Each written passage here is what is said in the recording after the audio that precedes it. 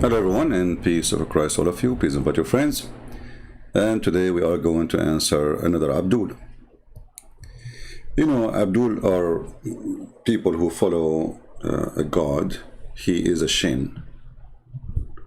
And this Shin god, he is not a man, but he has 5 fingers. He is not a lizard, but he have a leg.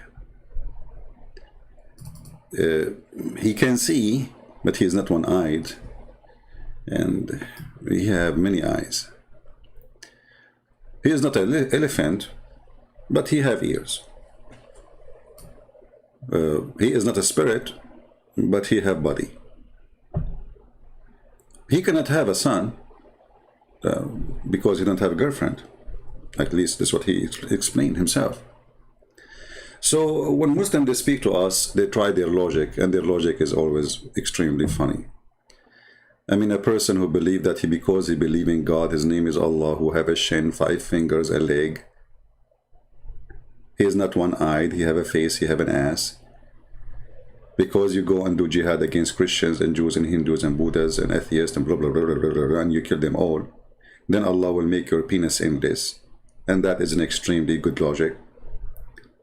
Additional to that, the women's private part will be in this too, which makes sense. I mean, you have to put it somewhere. And on top of that, this God, he will flood you with women who you can see through, which absolutely makes sense. And those women, each one of them, her ass is 1 mile, which is extremely small compared to my dream. So when a Muslim, he come to us and he speak about logic. I mean, do you have a mirror?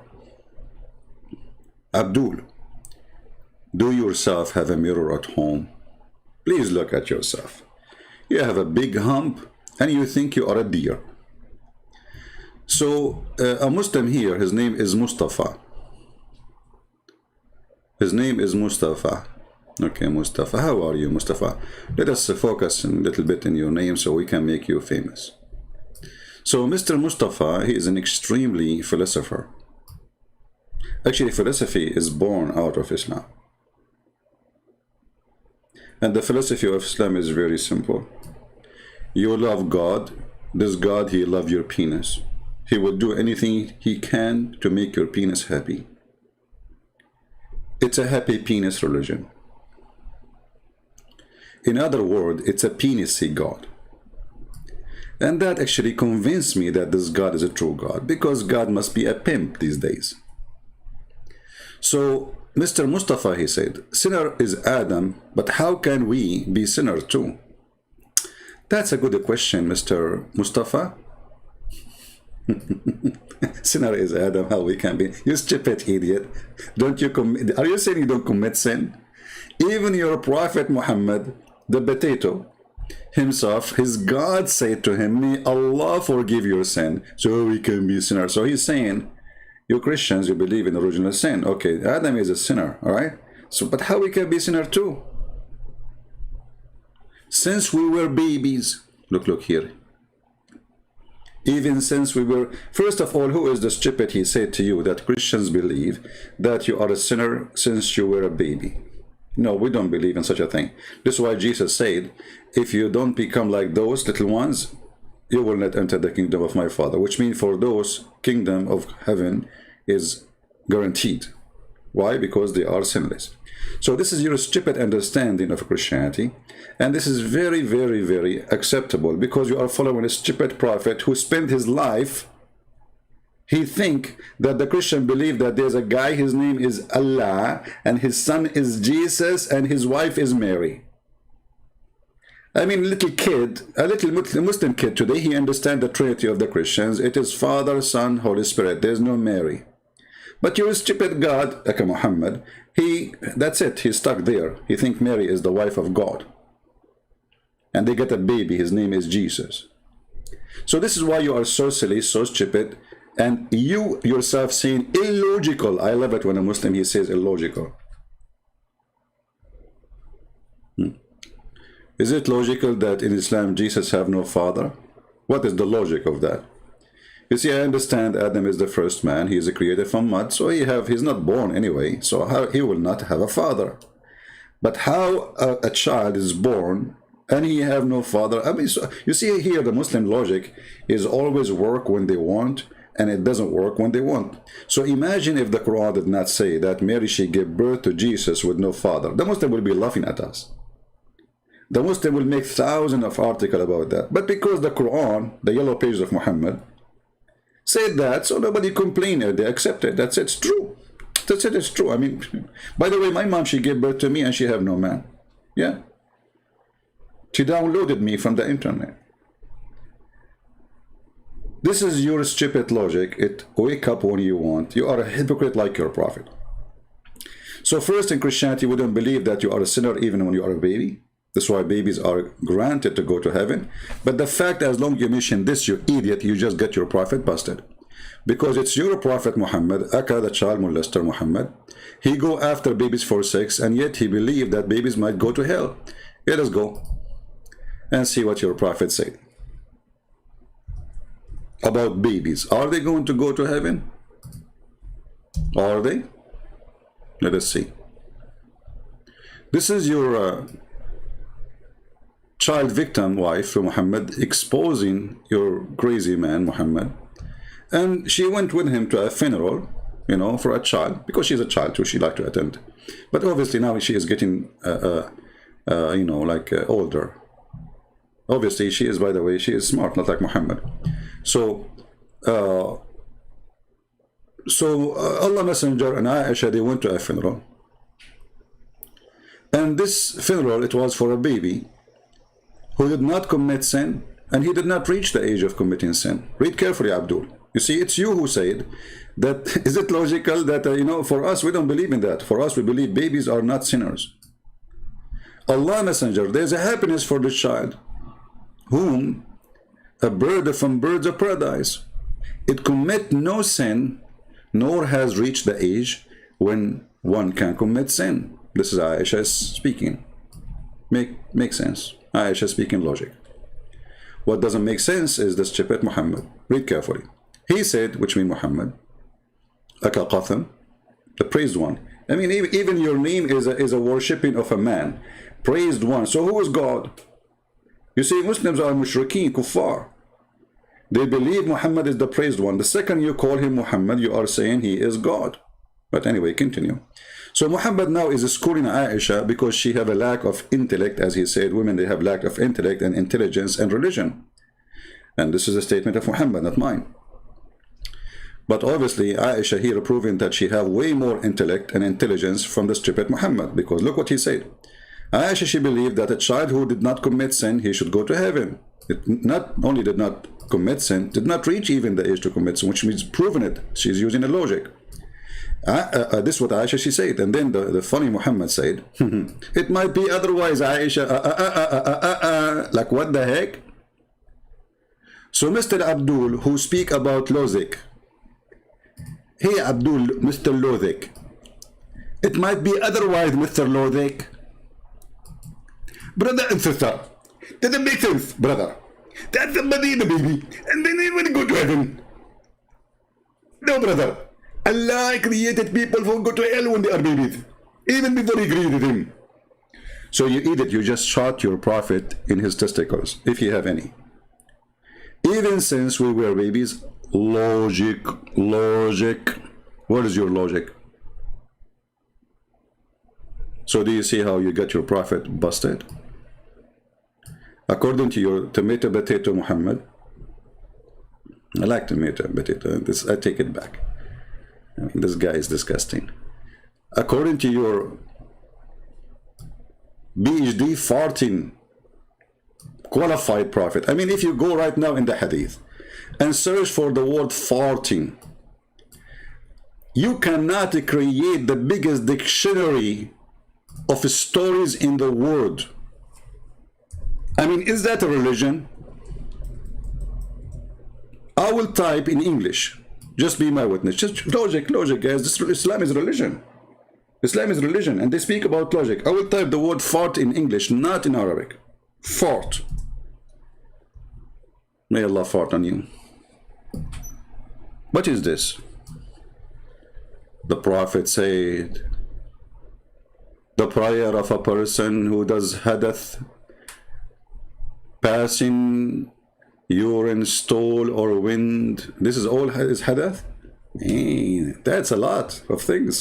This guy was praying now, and all those things came out: poo-poo, and urine, stool, and wind. It doesn't anything left. What about you say lotus, shish kebab, hummus? I mean, all of this is coming out. Okay, and then the prayer is not accepted. Makes sense, because God, he received it with poo-poo. I mean, the poor guy was praying, he farted. Allah, that's it. Allah, he will not take it.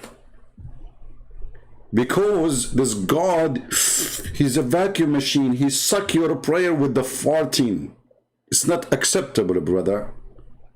What is this, man? I mean, you will take the prayer of the man. I mean, your God, he created him, and you gave him, and actually farting is a gift to a human being. Imagine your body cannot get rid of the gas you have inside you. You would die. It's not something negative. It's the opposite. When a human being he pee, or a human being he fart, that because he is healthy. If that is stopped, you die. Your kidney is dead. So your God got upset because of farting. Okay, continue. Another story. Another story. Another story. Another story. I mean, we can continue until like, but you know, the Prophet and his logic always makes sense for Muslims.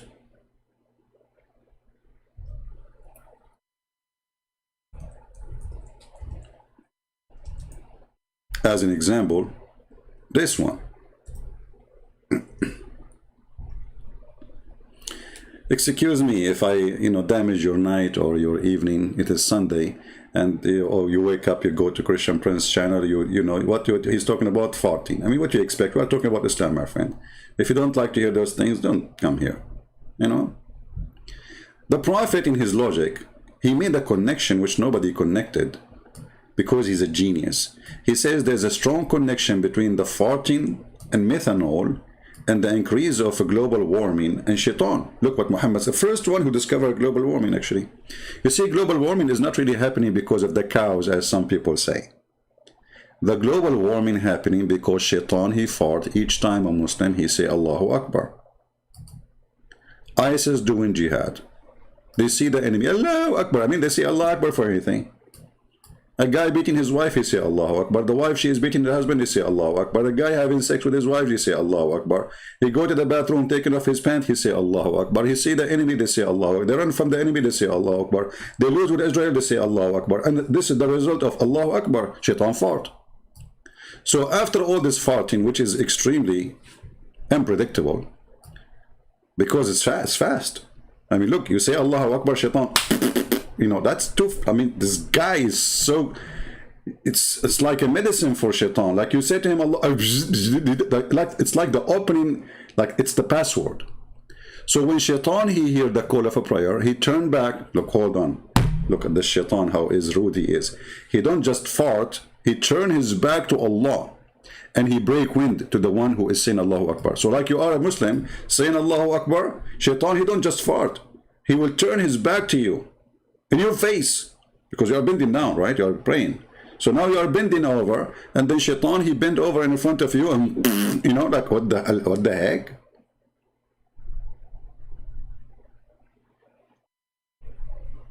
So when you make an article about logic, is that farting logic is what you are using? That there's a connection between fart and God? So your God don't accept your prayer when you fart? And shaitan, when he hear the name of your God, he fart? And your prophet, when he do poo-poo, the earth open and swallow his poo-poo because it smells so good and yummy? I mean, that's his extreme logic. We have to agree. This religion is made by a genius. Not genius. I mean, genius. He's a genie. So, okay. Now we knew how farting and why the mosque smells so bad. Because obviously everybody there is saying Allahu Akbar, shaitan is farting all over the place. And this is explained why there's a guard next to the black stone. He have a spray in his head. Psh, psh, psh, psh. Smell is so bad, man. So when you speak about logic, my friend, you made us laugh. And you know, remember one thing. When I go live in the morning, I don't really have a topic. I look at the comment, and the comment is really hilarious from Muslims. So this Muslim here, he just now, we did not even finish the first line. And we got a disaster about Islam. I mean, everybody is dying laughing about your God. Did we finish the first line? We did not. This is not even the first line of your statement. And we can make videos of 10 hours laughing at you. Now, you got what you do, what you do, brothers, sisters. Just believe is not enough. What? You get what you did. You got what you did. He is saying to you that you will get what you deserve based on what you did. Okay, that's good. So what Muhammad will deserve when he kidnap a woman from her family and he rape her? What Muhammad will get when he chop a woman to pieces when she's alive and she was over the age of 80, and he raped her daughter later? What Muhammad he will get? Well, you tell me. You know, I think Muhammad is a very innocent man, very decent man. His hand is not, there's no blood in it. No blood, no slavery, nothing. You know, and the Muslims, I saw a Muslim video saying he was making a speech in a city hall in USA. He said, in this same building, the one who built this building was a slave owner. I was dying. All those idiot Americans who do not know Islam. None of them, he says to him, isn't it your prophet was a slave owner and he is a slave seller? This is what happened when a Muslim, he made a speech in front of a bunch of ignorant. And that's why we are here. We are here to teach you how not to be ignorant. You know, all of us, we have a form of ignorance. As an example, I make a lot of mistakes in English, right? This is an this is ignorance because you don't know the language very well. That's, you know, but that does not affect me as a person because even with this ignorance, still I can deliver a clear message to people who listen to me. So it doesn't affect my thinking, doesn't affect my knowledge, doesn't affect anything. But there's ignorance can affect you and can destroy you. The Bible says, my people are destroyed because of their ignorance. And this is what the Muslims try to play with. If you are an ignorant and they are talking to you and there's a speech here, you might fall into their trap. So look what this guy's saying. You get what you deserve, brother. So why you don't say that to your prophet, you idiot, who a child, he might go to hell? You got what you deserve. Okay, why this child, he deserves to go to hell? Can you tell us? Look what your funny God, he said. It might be otherwise, which means about the baby who's an infant who died and he did not reach the age of sin.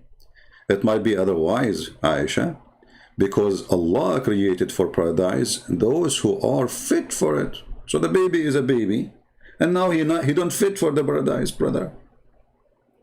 But in your comment, you are saying the opposite. There's one of two choices. Either you are a certified donkey who carry books in the top of his back and you do not know what you have, or you are a certified liar who knows the books and you are lying about it.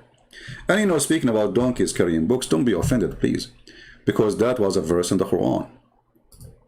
The Quran says, and the Quran says that this is an Arabic book, but nothing there is Arabic. If you go in the Quran, you will see Muhammad speaking about Muhammad trying to be a wise man, saying the similarity of those who in charge with the law is the same as those who carry, the same as the donkey who carry the books in their back. You see it? But look, he's talking a person, Muslims claim that you do not know how to write, how to read. So as long as you do not know how to write, how to read, how you will know the law of Moses? Any Muslim can tell us?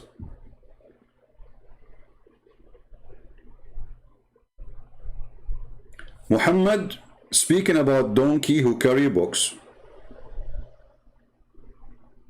and that donkey present a human being. But isn't it this is the same story for Muhammad? Because now if we give Muhammad the Torah, and we say to Muhammad, what is inside the Torah? Muhammad will be exactly that donkey who do not know how to read the book. He hold the book, he carry the book, but he cannot read the book. So how you can complain about not able to understand and read, and you are the last one to do so? And here we ask ourselves, why does God explain to us 3 days, 3 nights topic, Jesus? Okay, later. My guys, don't focus with me in the topic we are talking about. When we say we are done, you can ask me questions additional to what we are talking about. So here you see that Muhammad is giving us a great example of his stupidity. He's talking about those who carry books, who do not know the book, but do he know the book? The Quran says no. The Quran says that Muhammad, he do not know what the book, he do not know what faith, he do not know what Islam is about, he do not know what God is about. So if we go here, we will see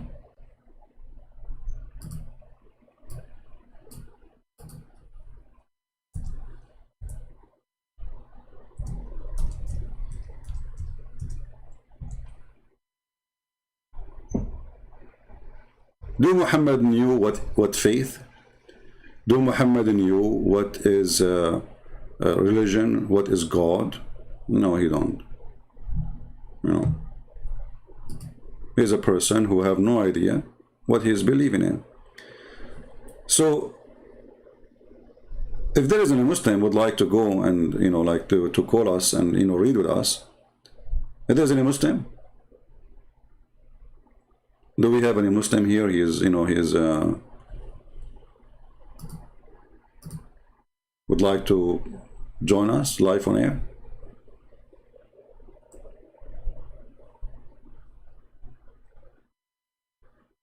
Huh?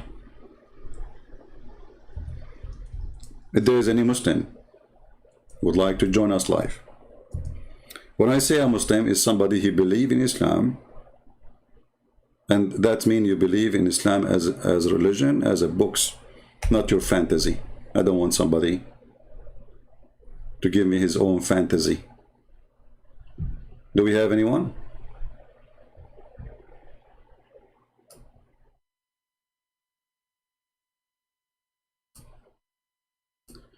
Well, if there is anyone he think he can, help us, please feel free, I will be happy to take you. So if we read this verse here,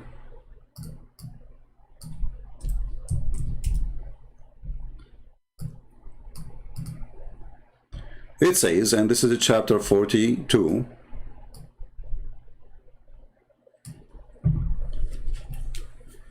it says, and this is the Muslim translation, not mine, which is absolutely false. And thus have we, by our command, okay, sent inspiration to thee. But did Muhammad receive inspiration? This is stupidity, Well, Muhammad received inspiration. Isn't it Muhammad who received a voice message from Jibreel? That is not inspiration. Obviously, the one who wrote the Quran and the one who translated the Quran, both of them are stupid, confused. You do not know even what the word inspiration means. Inspiration is not somebody giving me a message by voice. That is not inspiration. So if somebody now, he called me by phone, he say, Christian Prince, you have a bill to pay of $30. That is an inspiration, or this is a message I received?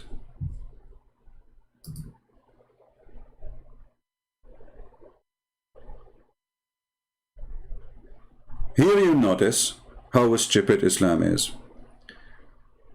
Jihad Yusuf, I blocked you. No, Jihad Yusuf, I did not block you. You are a dummy. You are the one who hung up. Why you lie, Jihad Yusuf? Let me call you. Hold on. Jihad Yusuf, you remember him, the guy who, he gave up, he ran when I showed him that his God is speaking about the penis of Muhammad standing up in the Quran, and he said that he watched a video of a girl, her name is Fifi, and she said that this is a lie. And then when I showed him the reference in the front of his eyes, he jumped with the wind. He says, you have your religion, I have mine. So why you lie? He says, I blocked you. I did not block you. Let me call you. Here we go. Let me look for Jihad Yusuf. Go online, Jihad. I will call you immediately. Where is your name? Text me, Jihad.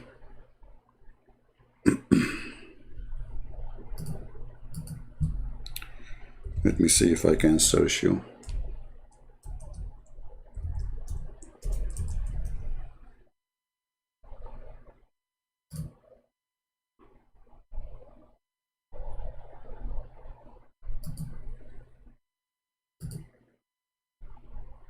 Jihad Yusuf, here we go.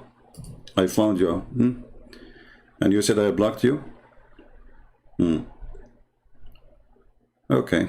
Let us call Jihad Yusuf.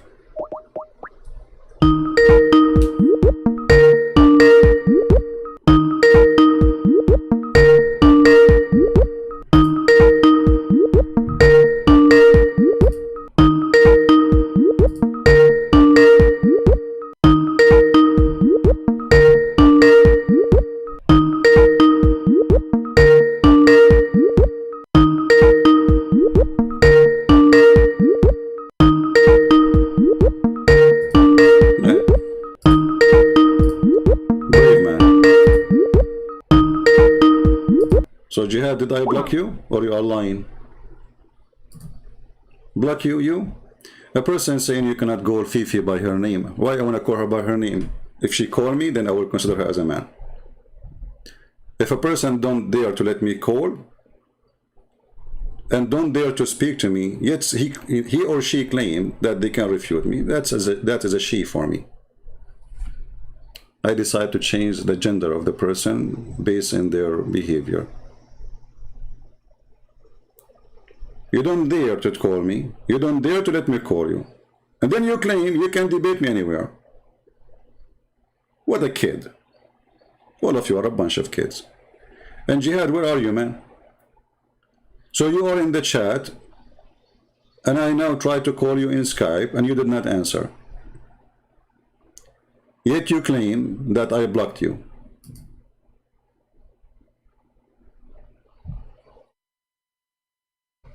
We have Muhammad Qasim. He sent me a message here. I don't know if he's live on air. Let's see.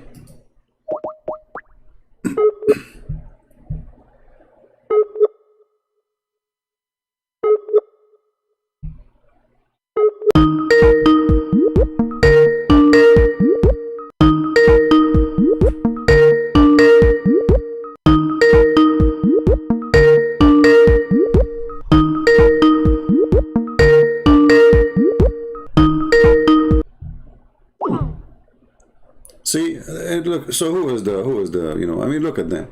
We go, like, we try to call them.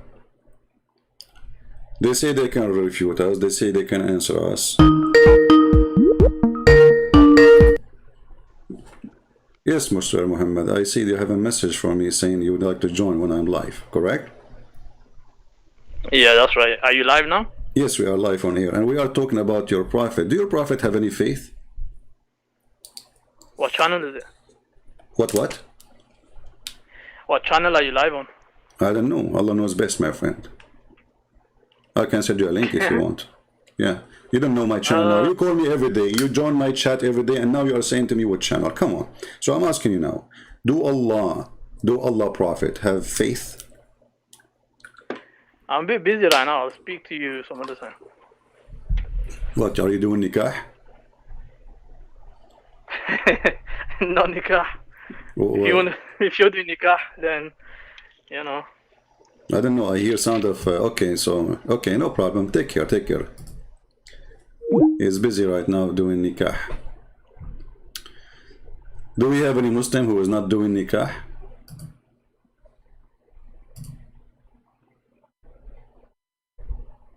Anyone?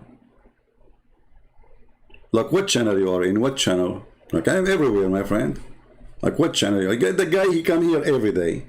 He stay in my chat for 10 hours. And now he's asking, like, where are you? Like, you don't know, like, you know, like suddenly he lost his mind and his memory. He was bewitched like the prophet. Things happen. Things always happen. So Jihad Yusuf, are you going to come on Skype so I can call you?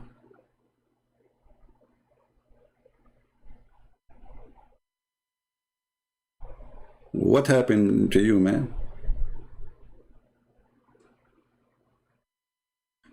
Christopher, you will call? Okay, text me, Christopher. Text me, so I will see your text, my friend.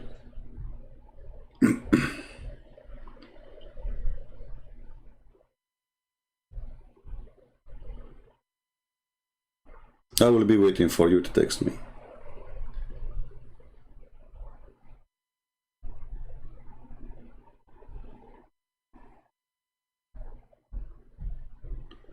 All right.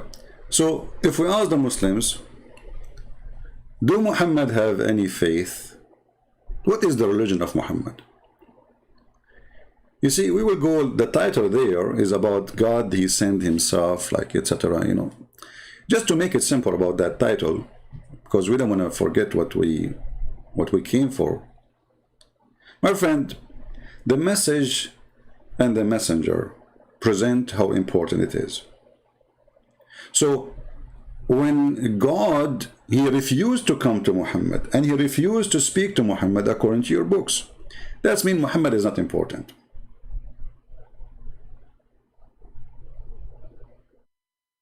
Imagine there's a king. He meets everybody except one person in this kingdom. Obviously, this person is worthless. That is Muhammad. In your book, it says that God, he came to Moses and he spoke to Moses, which is story from the Old Testament. Did you ask yourself why God himself, he came to Moses? He came to Moses. If you say he did not come, I mean, this is your problem, because the Quran says a different story. Even the God of, supposedly, of Muhammad, he says to Moses to take off his shoes because he is in the holy ground. Hello? Christian, please. Yes, my friend. I'm an ex-Muslim. I'm a Christian now, but can I ask you a question? Well, that's wonderful to hear, my friend, even though we don't take calls from ex-Muslims, but we will take you, no problem. What do you like to say to us? Go ahead. Thank you so much. I appreciate that. In Africa, when there is eclipse, Muslims they beat on drums, they sacrifice milk, they get scared. Is there any trace of that in Hadith or anything like that? Well, you know, some details you mentioned is not really from what Muhammad said, but Muhammad, he did something others, like he pray a lot when there's an eclipse. He rush, he gets scared, he gets terrified.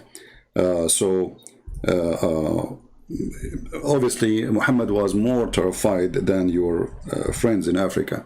As an example, if you go to the chapter of the moon, I don't know if you heard of it, chapter the moon, verse number 1. So it says, when the sun disappear or the moon disappear, or look like the moon is split asunder, Muhammad, he claimed that this is a sign from the judgment day, you know. But all of us, we knew that this has nothing to do with judgment day. Otherwise, judgment day should happen a long time ago. I mean, this is a statement Muhammad, he mentioned 1400 years ago, that the moon is split asunder and judgment day is a side, like it's in the corner.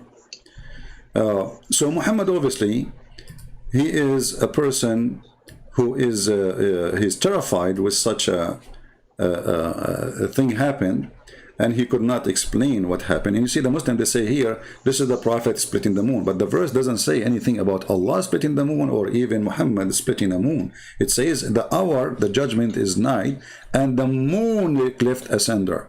That's it. There's no okay, God. Thank you. So here you see the start of this madness. And then if you go in the hadith, you will see tons of reference of Muhammad,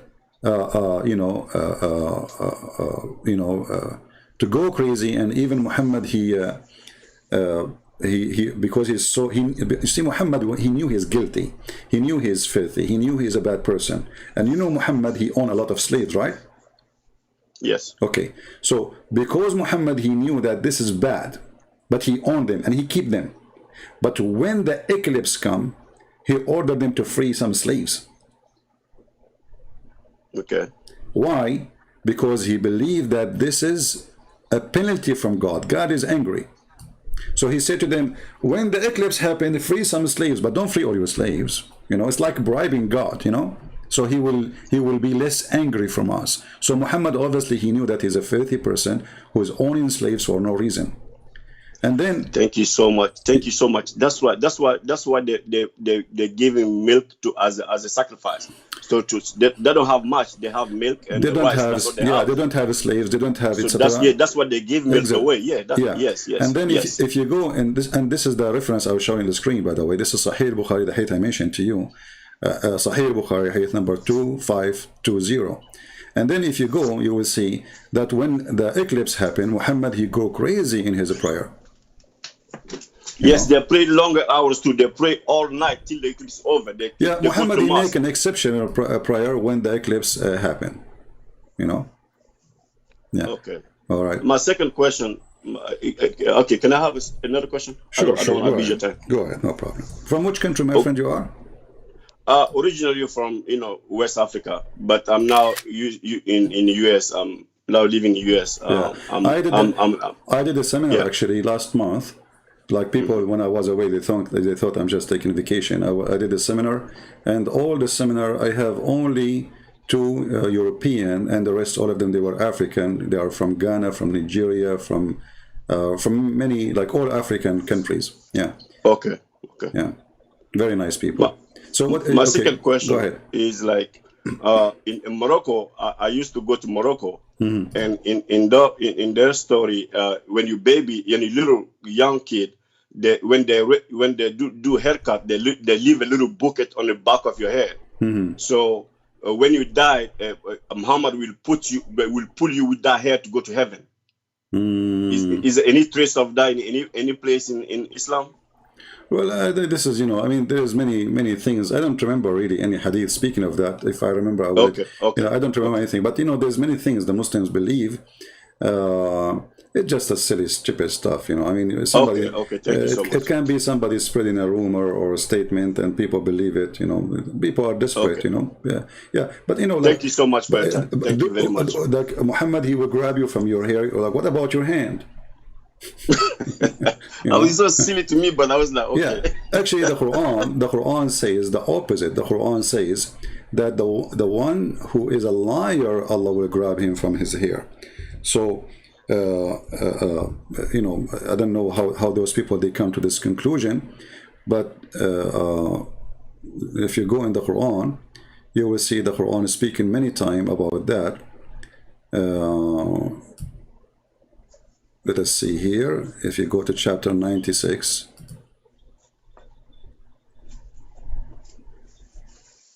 you can read some about it. So actually, the Muslim, they made a video about it, claiming that this says here about a person who is a liar, and Allah will grab him from his forehead.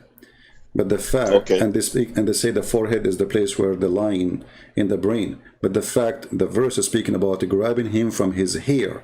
This is why in Irvin, their translation, it says his forelock. This is chapter 96, verse number 15. So, according to the Quran, is the opposite of what those Moroccans are practicing, because the God of Islam will grab the one from his hair if he is a liar, and he is not a good person in Islam. Not the opposite. Okay. Yeah. Okay. All right. Take care, my friend. Thank you so much. Have a good day. You're welcome. The funny is, I saw Muhammad Ishmael when I was talking. He said to me, "Not true." Hey, Muhammad Ishmael, why you don't call me and tell me what is not true? How many slaves your prophet he have, Mr. Not true? That's not true. Why you don't make a song? It's called Not True, Not True. Christian Prince, Not True. Okay, but what is not true?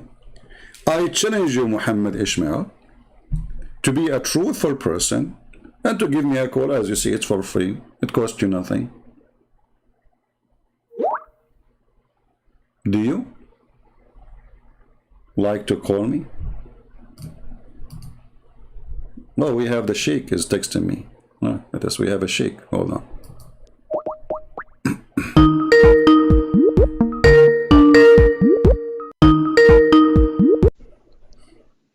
Hello? you, Sheikh? Hi, are you alive? Yeah, live. And this is the first time I hear a Sheikh saying hi. That you are a modern Sheikh, my friend. Yeah, I was checking through the YouTube, but I didn't see your live video. I am invisible today, you know. Because I'm trying to go on YouTube, you know, to Really? see, but I don't know. I don't know. Maybe YouTube hide my channel. I don't know. But there's almost 1,000 people. They joined already. So I don't know why you cannot find me. so what is the video called? It's called God Sent Himself to Be His Son. Okay, 1 second. I just want to get the video, you know, in case you were going to post something. Yeah. Maybe you recently started. No. I mean, recently, yeah. I mean, not a long time ago. But it should be there if you are a on a subscriber. Christian Prince Live. Because usually when your videos start, it says premiering now. All right, no problem. So, my friend, we were asking about something about Muhammad. Do Muhammad have faith? Does Muhammad have what? Faith. Do he believe in anything? Well, he's a Muslim. He believes in Allah. Do he believe really in Allah? Well, of course, I mean, according to my studies, yes. I'm really surprised. So how the Quran says in chapter 42, verse number 52, that he do not know what revelation is and he do not know what faith is. How that happened? Are you sure it says that? Yeah, I'm sure. Let me call a friend before I can show you that. Okay, I called a friend and he confirmed that. Well, I mean, you read it, but the problem is you never read it with understanding. Okay, you read it for us with understanding. That's why you are here, my friend. Quran chapter, which verse and what chapter? Chapter 42, verse number 52. 42, verse 52. Okay. All right, thank you.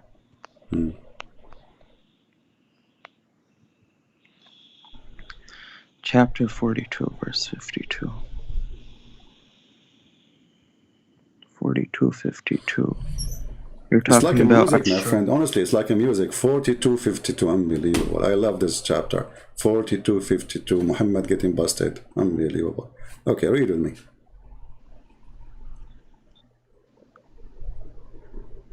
In a similar way, we have revealed to you a spirit from our command. You did not know earlier what was the book or what was Iman. But we have made it the Quran a light with which we guide whomever we will from among our servants, and indeed you are guiding people to a straight path. So no, you read it with misunderstanding. What this verse is saying, and I'm surprised I didn't come across it, but what this verse is saying is that indeed in a similar way we have revealed to you a spirit from our command. You did not know earlier what was the book or what was Iman, true faith, but we had made it the Quran a light with which we guide whomsoever we will from among our servants. Meaning that the Quran is the last and final revelation which Allah subhanahu wa ta'ala knew when the perfect time was to preserve it so that the people can be guided, and this is the book that will never be corrupted. That's the meaning of the verse. Okay, are you done? Yes, go okay. ahead. I want you to focus with me. Okay. Okay. Put your hands over your eyes, and if like little, when you wake up, in the morning, so you can see carefully with me. Read with me here. It says, you know not what is the book, nor what is faith.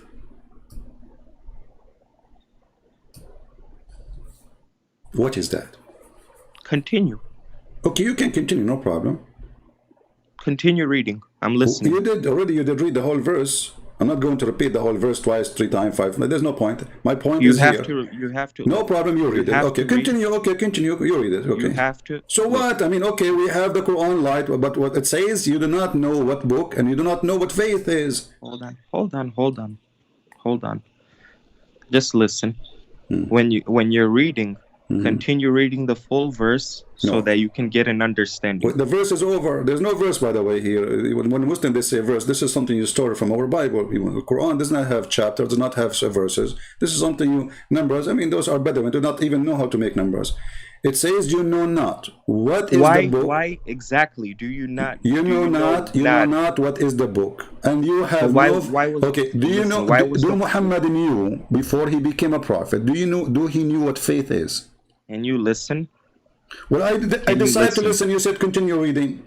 1 second. Calm down. You know things are good. You know, just take a break. You're reading these stuff. Let us become Hindu, me and you do yoga. What does that mean? Come on, my friend, just answer me. It says, nor what is faith. Your prophet, he have no idea what faith is. He was an atheist. He was. Dude, are you gonna talk or are you gonna let me talk? I let you talk, you don't talk. And then you said to continue reading. I'm waiting. Okay, I'm waiting for you respectfully. If you want to say something, say something. I say if something. You want me to talk, I'll talk. It is time for you to say something. You said to me, continue reading. Okay. That was earlier. 2 hours ago. You said you don't want to continue reading. Okay, now I'm answering you. Wonderful. Go. You read these stuff. First of all, the biggest problem is you read them out of context. You don't understand them. Second of all, when you look at this stuff in a way, I already told you who I am. My friend, don't tell me how to look at it. I want the answer. Stop playing in the bushes. You know, there is no toilet paper to save you now. You can use only rocks and stones. No. Don't I am play not worried games. one Okay, bit. it says, Listen. nor he have faith. Don't go around. Listen. I don't want you to teach me how to understand it. I want you to make it clear for us. That's all. I am making it clear for you. Go to the answer. Stop talking about how to read and go teach your prophet how to read. Now I'm asking you. It says that he have no faith. He couldn't read and write anyway. We never denied that, did we? Well, because you're ignorant. There's nowhere it says he cannot read and write. No. That's why we know. That's why we have proof that the Quran is the word of Allah. We will go there now later after we finish this one. So it says in Muhammad he never have faith. What does that mean? Then why was the Quran preserved? Change topic. The Quran never preserved. The goat ate it. Why? No. The weak Hassan hadith is showing. How it's weak? You stupid! You just said Hassan. Hassan mean good. How it is weak and Hassan? It's not backed up by chains of narration. Just stop playing games. Anyway, listen. I want you now to tell us. You see, you are going all over the place. You are like a chicken who's trying to say that she have an egg, but there's no eggs. You cannot lay eggs because you are a rooster. You forgot yourself. So look how confused you are. You are confused about your gender. You are a chicken who think it's a rooster, and this rooster can claim to have eggs, and yet he have no eggs. But I'm asking you now. It says, "Know what is faith." Stop playing a game. I asked you the question 15 minutes ago, and until now you are going in circle. So why Muhammad don't have any faith and he's 40 years old? What was his religion then? He does have faith. I'm explaining to you once. All you have to do is be quiet. That's all. That's all. Okay, go ahead. Okay, I'm explaining to you once. He does have faith. When you read these verses, you have to read them with understanding. Okay. This is the biggest problem with you. Go ahead. Stop being stupid. Here we go. He's talking about my problem now. Forget my problem, my friend. Now give me solve the problem. Forget about my problem. Each time I give you the microphone to answer, you says you don't understand. This is your problem. We got it. We got it. It's you who's a genius. It says here, know what is faith. Muhammad, he did not even know what faith is. And you say he have. So are you saying the Quran is stupid? No, the Quran is correct. You're not continuously reading the doesn't verse. matter. It says he have no faith. The word is so clear. Know what is faith. Continue reading. That's all you have to do. Okay, shall I hang up on you because you will not answer me? I am answering you. Don't run away and then post a video saying I ran away. Why you are skipping an important sentence and you say continue reading? Because the word, the reading after have nothing to do with this. It's except it says now we gave you a book. Now we gave you a book. Now you will have a faith. Now, this is what it's saying. But before that point, Muhammad, he have no book. He have no faith. Do you agree? That's talking about the preservation of the Quran. What Quran preservation? He did not give him Quran yet. This is before Quran. He says, you know not what is the book. Meaning to the ummah, all the people that are in the world, there hasn't been a book that has yet come. Idiot. This is what happens when you try to squeeze an empty mayonnaise bar. There's no mayonnaise. Even farting, there's nothing there. You squeeze him until tomorrow, nothing will come out. This is about what is reservation of the Quran, you idiot? And continue reading. What this guy is talking about? I mean, look how simple the verse. Even this one, they want to make it something else. And the funny, you claim that you are a sheikh and you never passed by this verse before. You are a skipper, aren't you? You like to skip things. Hey, Sheikh Jihad, how are you? Hello. Hey, hello, Sheikh Jihad, how are you? Yeah, I'm gonna comment on that verse. Okay, go ahead. So you knew not what is the book, nor what is faith. Simply put, my friend, this is referring to before Muhammad sallallahu alaihi wasallam was a prophet. So before he got any revelations, he doesn't know anything. Okay, wonderful. Until he got the knowledge. See, this is an answer of a person who is being honest. That guy who was playing games. Thank you, Jihad. So guys, he don't know anything. He have no faith. So what was the faith for 40 years of Muhammad? But why is that something that you think you want to get busted? Because before Moses he got revelation, what does he know? He doesn't know anything.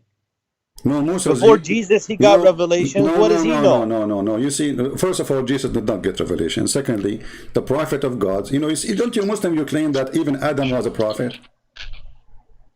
Don't you Muslim? Adam was a prophet. Yeah, don't you Muslim claim that Abraham he was a prophet?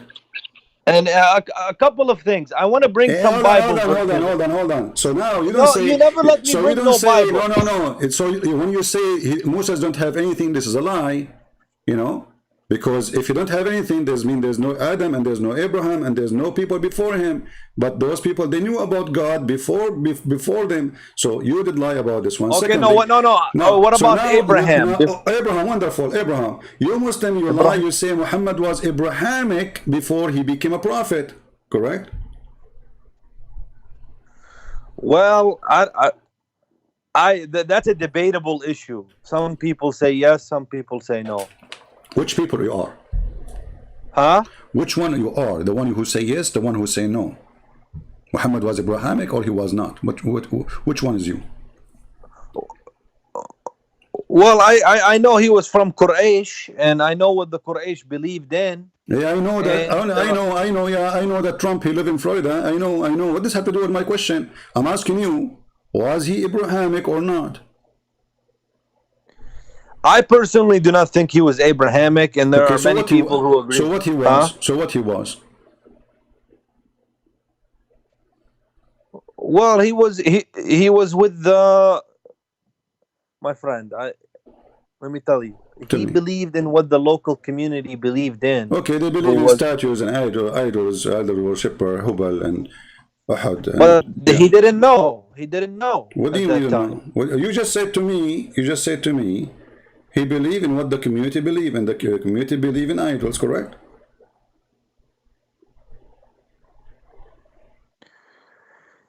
Yeah, that's what they believed in. Okay, so Muhammad was an idol believer until the age of 40. When he received revelations from Allah, he became the first Muslim. But there are some who believe he was Abrahamic. Okay. He worshipped one God. So they are wrong or they are right? This is the question, because here it says, nor what is faith. So if you say he's Abrahamic, that means the Quran lie. This is something that we're not certain of. You Muslims are not certain of anything. This is why you keep saying Allah knows best, Allah knows best. Are you certain about anything? What is revealed in the Quran and what is in the Hadith, we're certain about it. Here we go. Okay, the Quran says he do not know what faith, and then you answer to me not sure. As I said, yeah, this is before his revelation. Okay, so Muhammad before his revelation was a pagan person. Maybe he was a Hindu. It's possible that he believed in what the local customs of the people of Quraysh was believing in. Okay, so Muhammad before and and possibly what his parents used to believe in. Exactly. So thank you very much, Mr. Jihad. I appreciate your honesty. You are more honest than the other potato. So Based on what you said, he believed in what his parents believe, and he do what his parents used to do. And what they used to do, they go naked around the Kaaba. Is that correct? Well, they go around the Kaaba, but they never went naked. Who said that? I never heard about that. Okay. Okay. Don't start making things up. I like to make things up. Here we go. This is a weak hadith. I want you to read it. And it says, Hisham narrated in the authority of his father that Arabs, with exception of Hams, whatever, blah, blah, blah, Quraysh, they used But I want to make a statement. Hold on. Whatever the Prophet believed in before his revelation. Hold on. You just said he did exactly what his parents used to do. And here it says, yeah, but just because if he did that, it doesn't mean anything. A second ago you said I'm making things up, and now it's not making up. And this is, by the way, I said to you, this is a weak hadith. So do you have a comment about weak hadith? It's a weak hadith. Let me see the grade. It says this guy, he have like a D, you know, the one who wrote the hadith. He's not good in grammar, you know. He can make mistakes. I cannot accept Hassan. You don't accept Hassan. Well, this is Sahih, my friend. It's not weak. Here we go. I'm just joking with you. Sahih Muslim, hadith number 1219b. You see the B here? Like this is big busting, you know, like busted, you know. It says, remember the hadith, 1219 busted. Okay, so it says here that the Arab, and you said to me that the Prophet used to do the same as the Arab, as his parents. They used to go, exactly. This is before with Muhammad, 40 years of his life. You are the one who agree with it. 40 years of Muhammad life was in the time of a Jahiliyyah, which means the period of ignorance. So Muhammad was ignorant like the rest of them, right? And what he do? He take off his panty, he go around the Kaaba, you know, like, you know, do you see them in the movie? But why? But I just don't understand. Okay, so even if that's true, how are you getting us busted with that? Because he didn't have the knowledge yet. So Allah, he waited 40 how you want to say that we're busted by that? He waited 40 years of the life of Muhammad to decide that it is time for them to stop taking off their panty around the Kaaba. Isn't he offended all this time, all this year, even before Muhammad's birth? So if this is the house of God, why Allah did not send anybody? My friend, you cannot question Allah. Allah does as He will. Okay, Allah does as He will. But shouldn't He not let Muhammad take off his pants and go naked around the Kaaba too? Well, we don't have any evidence that the Prophet ﷺ did that. What do you mean? You are the one who just told me he used to do as his parents. A second ago you forgot. It says their descendants circumambulated the house naked. But there's no narration to say that the Prophet himself did this. It doesn't matter. Okay. I will use the narration of Mr. Jihad. Sheikh Jihad called me. He said the Prophet used to do as the community. Correct? CP, just speak about things that you are certain about. I did. Just speak about things you have a clear evidence about. I have a clear Don't evidence. Don't give me anecdotal evidence about things. I have a clear evidence in front of me that this was a nude party, Kaaba religion, sex religion, and those people. What I see here is that the people of Quraysh used to do it. Some of the people used to practice. Question. Okay, I'm with you there. Why they do that? What kind of religion? That religion required people go naked around it or around the house.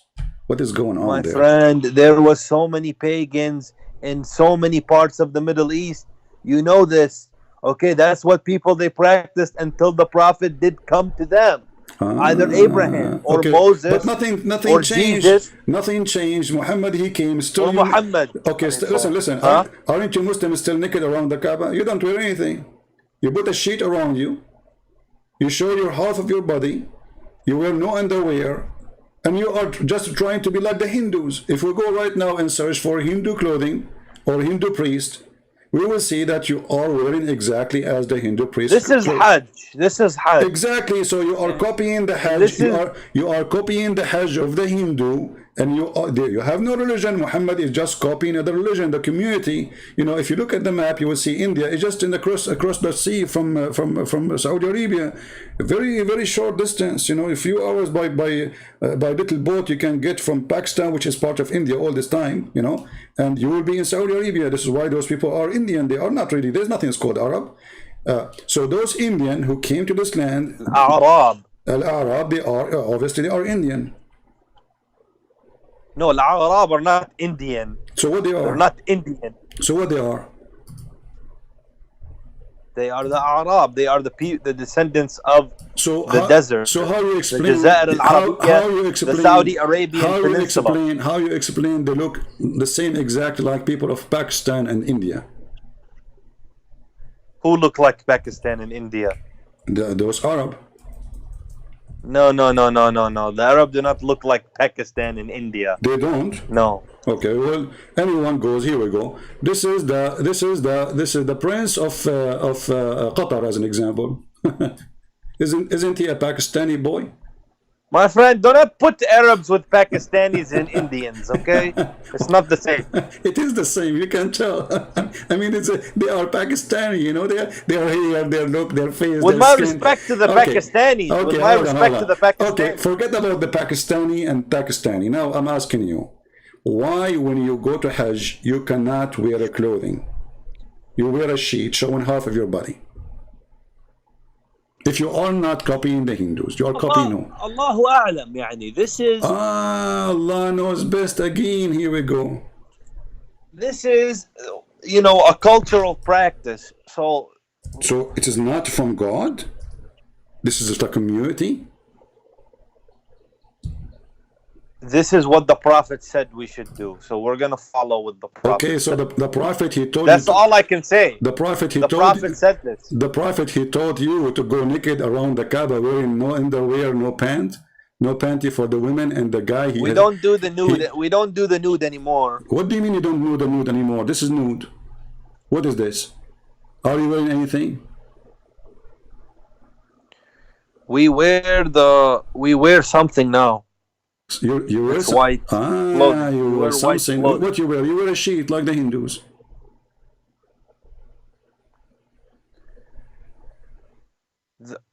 The Prophet did it, and he told us to do it. Okay. Why the Prophet he did it? He told you to do?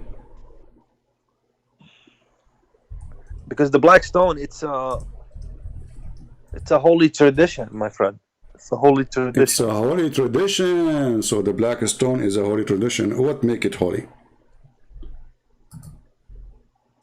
Only Allah knows. Like we cannot. You know, this is We why, cannot- This is why I cannot debate Muslims, because they get me busted always. Guys, look at this answer. Allah knows. Only Allah knows. That's it. He got me. I mean, what I can say now? We cannot say anything. That's it. Allah only. But Allah but why do Christians go inside of a church and kiss a cross? Okay, hold on. Why you Christians? And why do the hold Catholics on, kiss the hold statue and on. worship the Virgin Mary? My friend, nobody worship Mary. That's a lie. Secondly, Yes, the Catholics do no, it. they don't. That's not true. That's a lie. You know. Secondly, Yes, they do. Even Okay. the other sects of Okay, Christianity, hold like on. the Can Eastern you give me? Orthodox, Can you give me a reference of a they Catholic? get the Catholics busted for deitizing. Abdul, you are a liar, and all those who say those things, they are just hateful people, liar like you. I'm asking you, can you show me a reference of the Catholic that they worship Mary? I will put it in the screen. Well, I have to search. So I will give you 10 years, so that's a lie. Secondly, don't change don't change the topic. So now, I want to bring Bible at some point, but go ahead. no problem. So now you say that the Prophet, he made you do that, and he considered the black stone holy. We asked before, why the black stone holy? No Muslim can answer. Why the black stone is holy? Listen, I have a reference. So, listen. When Catholics pray to Mary, they are not worshiping her. Rather, they are honoring her and asking for her intercession on their behalf. So maybe, okay, intercession. Who can intercede? You tell me. Mary's going to intercede now. Who is going to intercede? According to you, is interceding is a shirk? It's a form of shirk. Okay, so guys, be my witness. He just said interceding is a shirk, but isn't it your Quran says that Muhammad will intercede, and your prophet, he claimed that? No. But this is. Oh, no, See no, how no, you no, twist no, no. it? Everybody, You see how you twist? everybody heard you saying that. Let us go. Let us go and see. So intercession is a shirk. It's a pagan practice. Thank you very much. But it's the Catholic who is practicing it. Hold on, You don't want to hold answer on. about Don't it. change. You see, I did not say anything about the Catholic. You are the one who mentioned it, and you lie. You say they worship her. It turned to be they are asking her to pray for Let them. me show you. Let Hold me on. send you the My reference. friend, I asked people here. Just today I posted in my Twitter. You want to pray for You know, people. your fans here, they're so Listen. disrespectful. They don't want to have Just today, I asked people in fruitful, Patreon intellectual discussion. to pray for people in Greece because they have fire. I'm asking them for intercession. Yes, to ask God. No, nothing wrong with that. So she is joining us in the prayer to pray with us. She is not really the one. Mary? Yeah. So she joined. So you accept she joined. I'd accept or not. I'm explaining to you why they do that. So the belief is that she is joining the prayer, and she is praying with us. And as long as she is Mary, she is one of the most decent women in this earth, and God, he chose her. So her prayer will be special. That's all. But nobody worship her. Now I'm asking you. You said that intercession is a pagan practice. And you're a prophet, he said. Which you guys are doing. And so you just admit that Christians are a bunch of pagans. No, we don't. This is joined for a force of a prayer. I say that we pray. Well, you guys are pagan in my book. You go are, ahead. no problem. You can say whatever you want. We don't kiss stones. We don't worship stones. We don't believe in holy stones. It is you Muslim who do that, and you are pagan. You are coming from the Hindu. Now you will see that Muhammad is the one who do intercession to his nation in the day of judgment, and you are the one who said in the day of judgment. No problem. It's different. No, doesn't matter. You said intercession. No, he's asking you now to pray. Muhammad, he asked you now to pray for those who pray for him. Now he is going to intercede. We worship Allah alone. Okay, Allah. Okay. When you pray, alone. when you pray, your prayer go to who?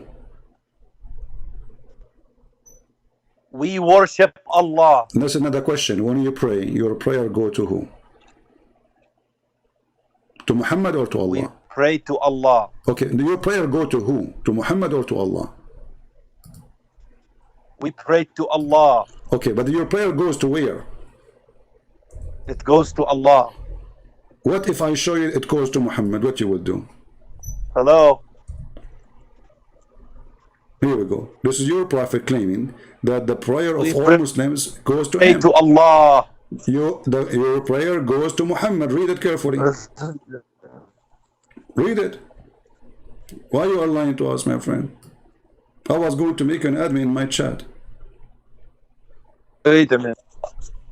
Yeah, read it. What the reference? Here we go. The reference in front of you. What is it? I don't see it. Okay, refresh your page. It's going to take. Did you say inshallah before you call me? This is why you don't see it. Okay, the messenger of Allah said the man. Oh, you have a delay, huh? Okay. Can you make it clear on the screen? Well, I don't know why it's not clear for you. I think it's clear for everybody.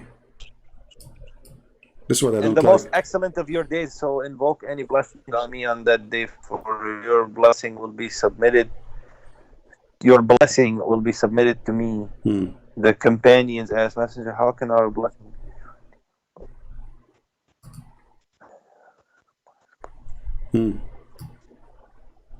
So where your prayer goes, and it's not a blessing, by the way, this is false translation. It says, تُعْرَضُ عَلَيَّ صَلَاتَكُمْ. Salah is not a blessing. What? It says here, فَأَكْثِرُوا عَلَيَّ مِنَ الصَّلَاةِ فَإِنَّ صَلَاتَكُمْ We give blessing. مَعْرُوضَ. I mean, we. So he is saying, make your salah for me, and then your salah will be brought to me. Does it say that?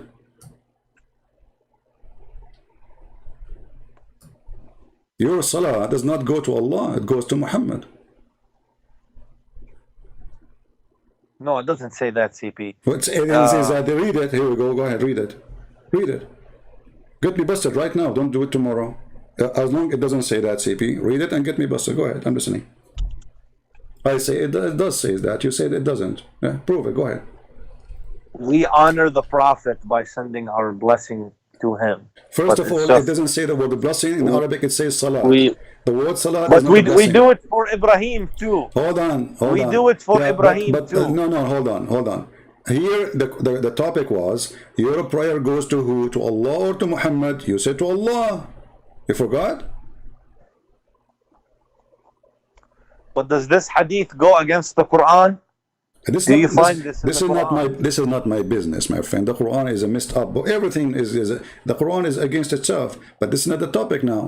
Your prayer is not a blessing. They lie in the translation. Your prayer on Muhammad goes to Muhammad, not to Allah.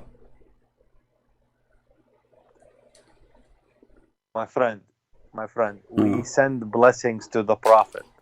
You understand me? You know Arabic, and there's nowhere here it says the word blessing. This is number one. Can you show me the word blessing? If you can show me the word blessing in Arabic, I will shave my 25-foot beard. The word blessing is barakah. Okay, thank you. Guys, the word blessing is barakah. Wonderful. Where is the word barakah in the hadith? There's no barakah. I see the English. Okay, I will show you the Arabic. Here we go. It says, فَأَكْثِرُوا عَلَيَّ مِنَ الصَّلَاةِ فِيهِ فَإِنَّ صَلَاتَكُمْ مَعْرُوضَ عَلَيْهِ صَلَاةً. But you know, if so salat your people, they just want to silence me. They don't want me to bring the Bible. So salah is a prayer, not a blessing, because you are the one who said the word blessing is barakah. Thank you very much. So barakah is a blessing, salah is a prayer. So where your prayer goes to Muhammad. So who's God?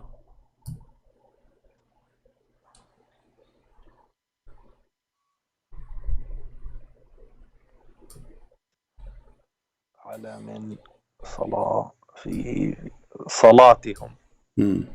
I like your Arabic, my friend. صلاتكم. Yeah, صلاتكم معروضة علي. فإن صلاتكم معروضة علي. Who is the one who will receive the salah of the Muslims? Muhammad. They said to him, but how you are going to review our prayer and you are going to be dead? Look what he claimed. He claimed that we people of Prophet, our body will not decay. So is Muhammad is a zombie? Muhammad is dead, but he's alive? How the prayer will be received to Muhammad and he can review it? I will come back to you on this one. You will come back to me. Okay, we will go. Okay. But you know, don't butt me. Because Jihad, don't butt me, please. My friend, don't butt me. Please don't butt. But I don't like you when you do but honestly, like maybe your family like you when you do but I understand. But for me, I don't like that. Let us go back to the topic. You mentioned because clearly you're prepared. But don't butt me. So now listen. Now what we got from you that I Muhammad cannot take the interpretation of CP. Don't take my interpretation. That's the problem. I'm not giving you my interpretation. I'm using your interpretation. It's you who said that Muhammad, before the age of 40, before you start butting around, he was a pagan. It's you who said that. It's not an interpretation. So your interpretation, Mr. Jihad, that Muhammad, before the age of 40, he was butting around. He did not know what faith. He have no revelation. And this will destroy all the lies Muhammadan. They say to us that Muhammad was Abrahamic. Because if he was Abrahamic, well, he knew the book. If he was Abrahamic, he have faith.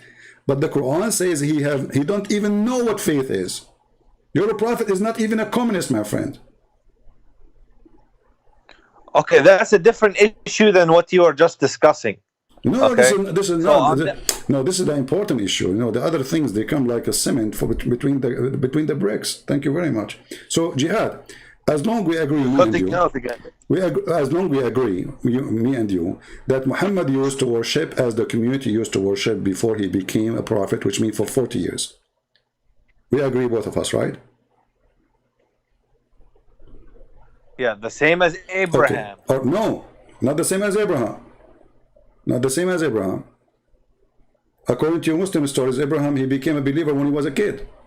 Don't go there. My friend, all the prophets had the same message. Don't change the topic. Don't change the topic. So, so Muhammad was a mushrik for 40 years, and you agree with that. So, do Allah forgive shirk? He does. He does?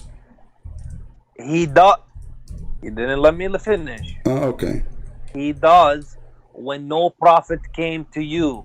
When nobody came to you and you don't know. Uh-huh. You don't have blame for what you don't know. Oh, okay. That makes But sense. if you Okay. know, Uh-huh. if the Prophet came to you Okay. and you still are associating partners with Allah, then there will be blame on you. But No. in this case, there is no blame. Well, this is not See how I just got you busted? Oh, well, you got busted the Quran because the Quran says the opposite. Read carefully. Here we go.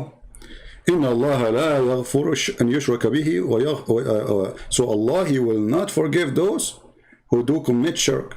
He forgive all sin less than that. Chapter 4 verse number 48, chapter 4 verse 116. So Allah, He forgives sin anyway to who? To believers, right? Only believers. He hang up. This is what happened to Jihad when he feel the heat in some areas.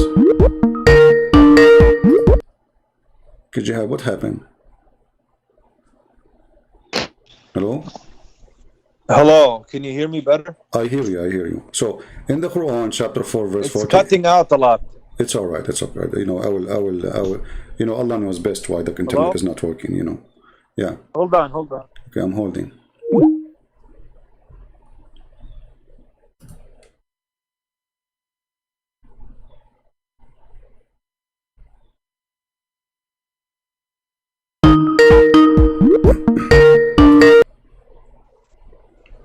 Yes, Mr. Jihad. Me. Okay. Can you hear me? All right, I hear you. Hello. I hear you. I hear you. Okay.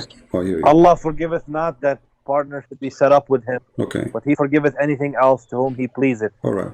So Set up do Allah forgive? with Allah. Is that something is that something to be forgiven or will never be forgiven?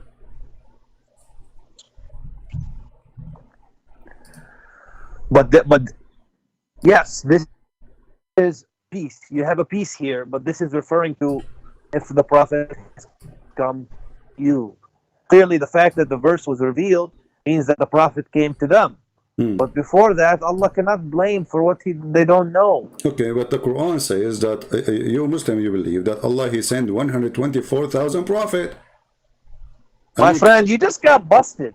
Let us see. Okay, let us see who's getting busted. Allah, He forgive not those who take partner with Him. So your prophet for 40 years was taking partners with Allah. Maybe he don't even worship Allah at all. Actually, the Quran says he don't worship Allah. He do not even know what faith is. So now this chapter here, in chapter 4, verse number 48, it says clearly that this is a sin will not be forgiven. Any other sin, Allah will forgive. So Muhammad, he commit that sin, so his sin will not be forgiven. So according to the Quran, Allah, He will send Muhammad to the microwave.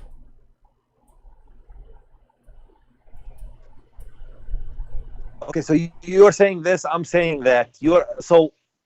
I'm not saying this and that. I'm not saying this and that. I'm saying the Quran, what the Quran is saying. The Quran is saying clear words. Allah forgive not anyone. He will not. If that's but you do not know. You are putting your own meanings. The seed.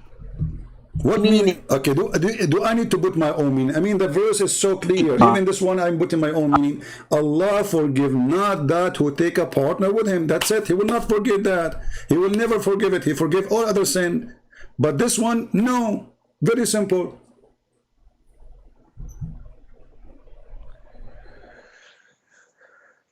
You said it yourself coming to them. You know that. What? So don't twist things. What? I'm twisting what? Okay? Explain to us. Go ahead. You are aware that no prophet, if no prophet came to them, there's no blame. Okay, you were mentioning this the other day did any prophet with his parents. Okay, did any prophet came to Mecca before Muhammad? No. I thought Abraham. Well, Ibrahim came. Thank you, guys. Here we go. He just said Ibrahim came, but okay, hold on. In his time. Hold on. No, it doesn't matter. So there is a person who Not came to this in his nation. time. Okay, okay. Don't you Muslim you claim that Muhammad is from Ishmael?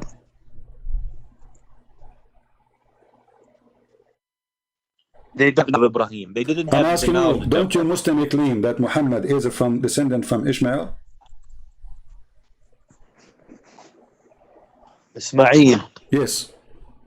Don't you claim that he is descendant from Ishmael? So Abraham was there, Yes. according to you. Ishmael was there, and now you are claiming that nobody knows? Okay, hold on. So if nobody knows about, there's no prophet came before them. So the Muslim, they worship Allah. Is Allah the true God of Islam, or he was a pagan God?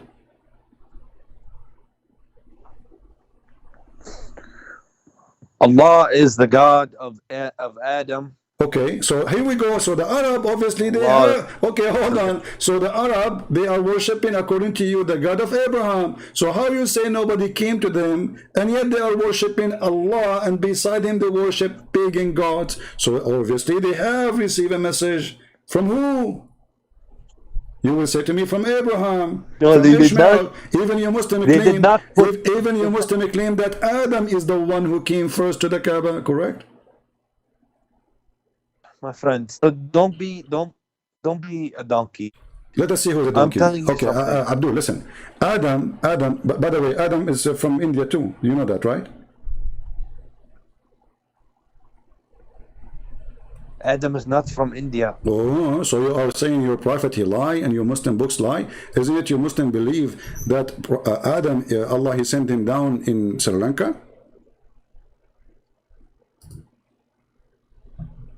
That's you saying this. Me, I am All saying I'm- that. Okay, hold on, guys. I am saying All that. I'm telling you Okay. before you jump, before you jump, yeah, Ibrahim was there, but the people of Nabi Muhammad alayhi salam's time did not have knowledge Okay, of him. hold on. And then I want the you. Prophet informed them Hold on. that Allah hold on. is one God. Okay. It's just the Arabic word. Hold on. Okay. Okay, Arabic guys, word. that's an Arabic word. That's an Arabic word. We got it. It's an Arabic word. So let us see here. This is your sheikh. Maybe you can listen to the sheikh from YouTube, so you can hear it, and then just mute it after you finish hearing the sheikh. He is explaining where Adam he came to.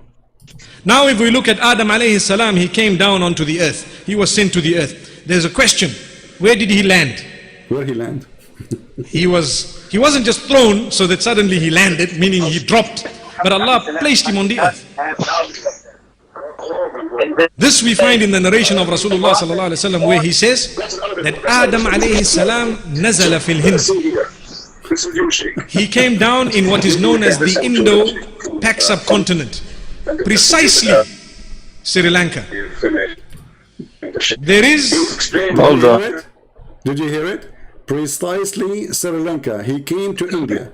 So I'm waiting it. So when I say that Islam based on Hindu-Indian religion, obviously it is, because your first man is an Indian man. There's a question. Where did he land? He came down on the earth. He was sent to the earth. There's a question. Wait a minute. Where did he land? He wasn't just thrown so that suddenly he landed, meaning he dropped. But Allah placed him on the earth. This we find in the narration of Rasulullah. Okay, now mute YouTube. Mute YouTube. He came down in what is known as the Mute YouTube. Indo. Mute YouTube. See? So you're a prophet, and your religion is based in the Hindu belief. You believe that Adam, the first one who believed in God, he is an Indian, and he brought the religion of the Indian man with him to your land, and he is the father of all the Arab. He is the father of, so he is the first man. So according to your belief, that you are an Indian too. So stop saying to yourself, I'm an Arab. You are not. Either you believe what your prophet said, and here the scholar, he will quote for you your prophet saying that. So either you accept what your prophet is saying, or you don't accept it. So you Muslims are weird. You are Abdul when you want. You are not Abdul when you want. When we got you busted, you say Allah knows best, and the best scenario you will hang up like last time. So obviously all your religion is coming from the Hindu religion, the black stone, kissing. Black stone is holy in the shape of a vagina. Hindus, they have a stone, present the man private part, the women private part. They put it in the middle of the temple. They believe it's holy. They put flower around it. They believe in fertilization, and you Muslims believe in the same. And even women, they used to go around the Kaaba naked, circulating, and then when they want to have a baby, they put their hand when they have their period in their private part and they place it inside the black stone. And this is explained why the black stone have a shape of a vagina. But the Prophet put a stop to all this. Thank you, guys. Did you hear it? The Prophet, he put a stop for all of this, so he agreed in everything I just said. The only thing he added, that the Prophet, he stopped, but he did not. Didn't your Prophet kiss the black stone? No, I said he put a stop to believing How he put a stop? in many no, gods. No, you see, also he still believe in the black stone, so he still copy what the Hindu believe. So still he have a vagina, so he practice the ritual of other countries or other belief, and now you says that he stop other things, like what? Because the Arab at that time, they practiced it. So he practiced it too? I mean, that you just, so who's copying who? I thought he came to fix it. He made it blind now. So now he make it as part of Islam. He make it part of his religion. He made it okay. He make it what? The Kaaba is a cultural practice. The Prophet allowed it. So it is not from God. It is a cultural practice. Is that correct?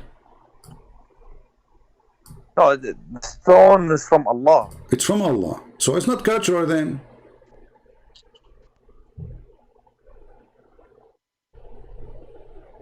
The stone is from Allah. Okay. And Allah knows best why He wants us to do it.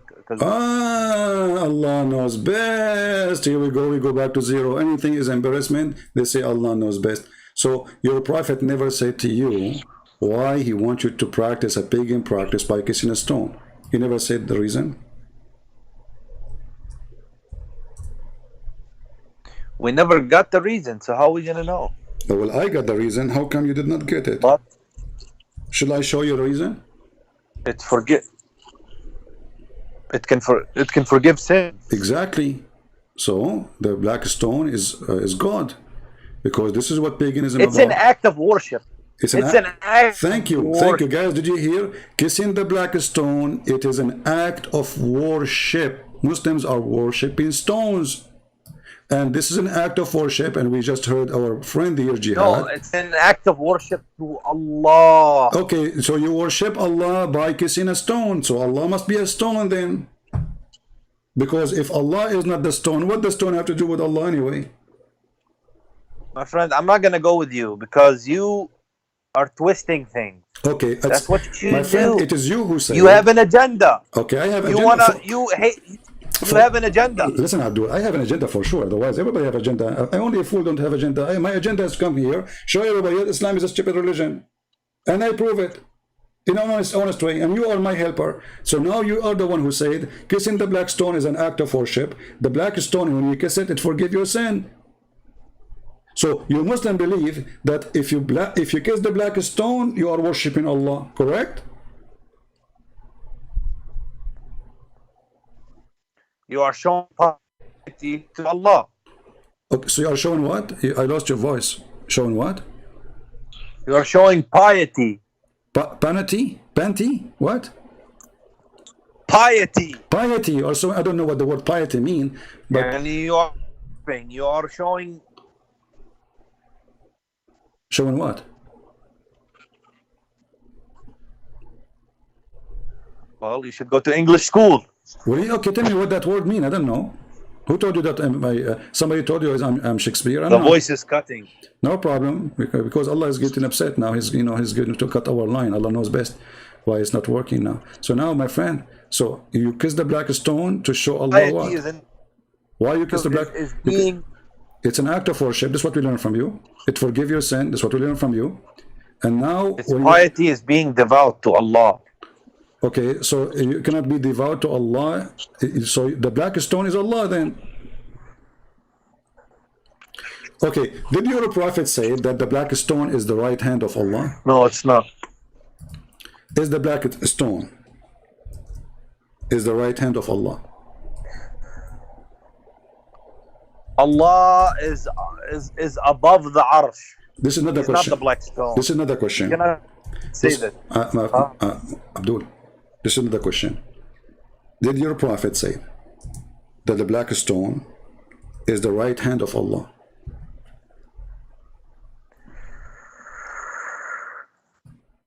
Show the reference. Each time I want to show you, say the reference. I show the reference. Okay, let me show you the reference. Here we go. Give me a second. All right. Show the reference. Look at these. Okay, hold on. Okay. Look at how disrespectful your fans are. I know, come on. Okay, I know, come on. Come on, Zakir, come on, listen. Okay. They have no respect. Okay, I have no respect for sure. I don't respect And people. you always I interrupt. have no respect You for want to people. silence me. Hold on. People call us pigs, monkeys, filthy, najis, Nasara. You call us all kinds of names and you talk about respect. Shame on you. Read carefully. This is your Islamic website and this is the reference. It says here that you're a prophet, he says. Did I say that? Huh? What?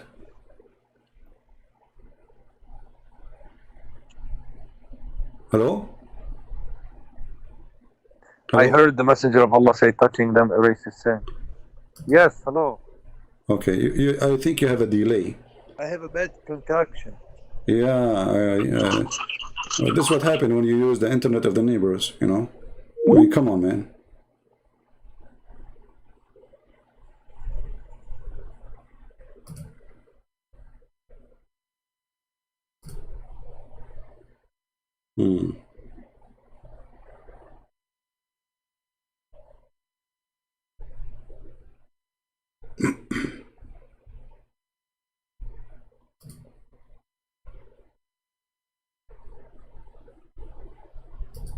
Call me back.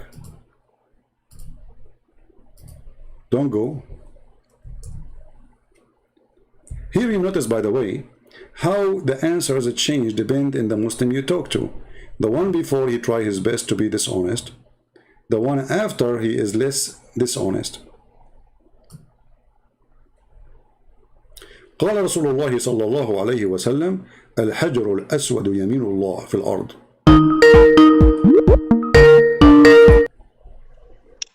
Okay, Jihad. Is the voice coming good? No, it's fine. Now I'm showing you the reference in the front of your eyes. I don't know if you can see it. You see it? It says, Oh, Abdul Rahman.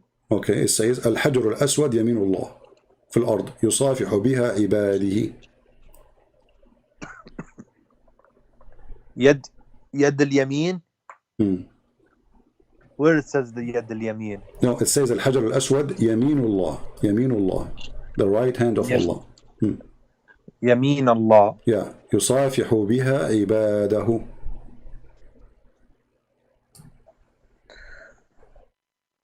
But it doesn't mean literal. Okay, I will take it not literal, no problem. So why you kiss the black stone? My friend, when we kiss the black stone, it is an act of worship Exactly. to Allah. So you kiss the hand of Allah. Not the literal hand. What? So are you saying that the black stone is a virtual hand of Allah? But it's not virtual, it's physical. No, my friend, a man will say, my son is my right-hand man, or my partner in business but you is are my kissing, right-hand but you are man. kissing a physical. No, this is different, my friend. You are kissing a physical object, and that physical object is called the right hand of Allah. So when you kiss it, you are kissing the hand of Allah. So, okay, is the son a person? What?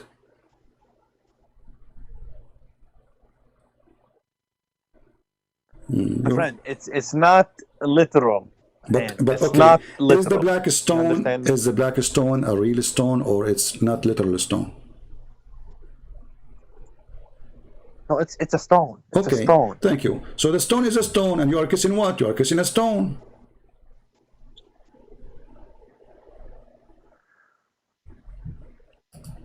But it's we're kissing. Jihad. It's an act of worship. Okay, you keep saying that, my friend. I agree with you. This is an act of worship. Thank you very much. So you Muslim, you worship God by kissing stones.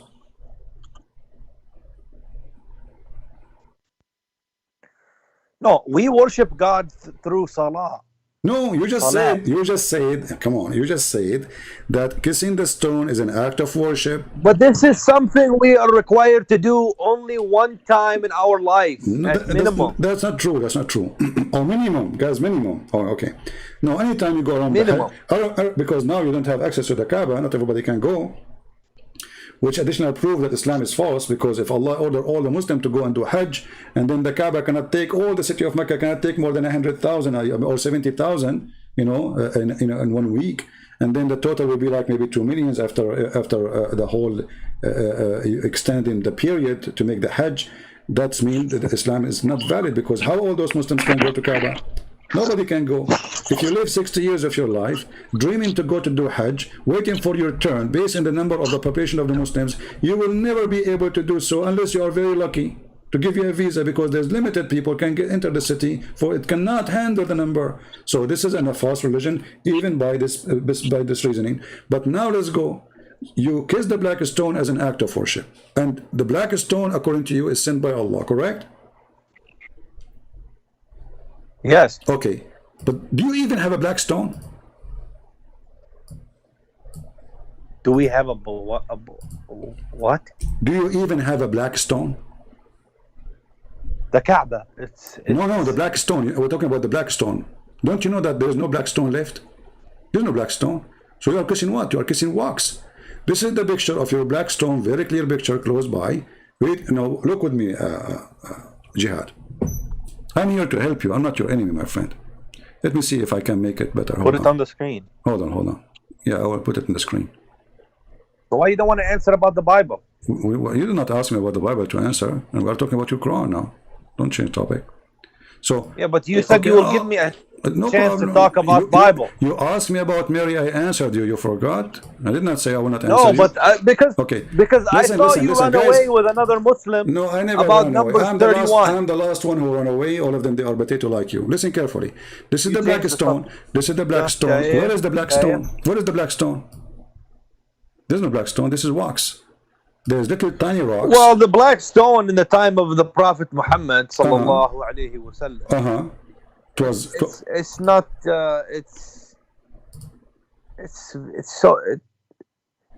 It's what? It's not. It's we have the Kaaba, so the stone. Don't go to the Kaaba now. I'm talking about the black stone. Where is the black stone? If Allah he ordered you that this black stone, and he told you this black stone is going to witness for you in the day of judgment, that's mean Allah will preserve the stone. But there's no black stone left. There's little rocks. The rest is wax. All this brown thing, red thing, this is wax. The little rocks here are the black stone left. Here we go. This is the black stone. That's what it was. Okay, hold on. That's what it was. So how Allah he said that this is black stone is going to witness for you in the judgment day, and nothing left of it? What kind of God? He need wax to maintenance to be done every few days in the Kaaba to maintain his stone. He could not maintain it. Couldn't Allah he send a strong stone, which a stone will stay forever without, even it's a stone, what kind of a stone they chose? Look at this. There's no stone left. You have little tiny rocks, and they are the same size as the one your prophet used to. By the miracle of Allah on the day of judgment. What miracle? Look, it's gone. There's no stones. Look, this is one. This is two. This is the second one next to it. And this is one. And this is one. And this is one. And this is one. That's it. Nothing left. Because a lot of time has passed. My friend, how this? You said you are kissing the black stone. But where is the black stone?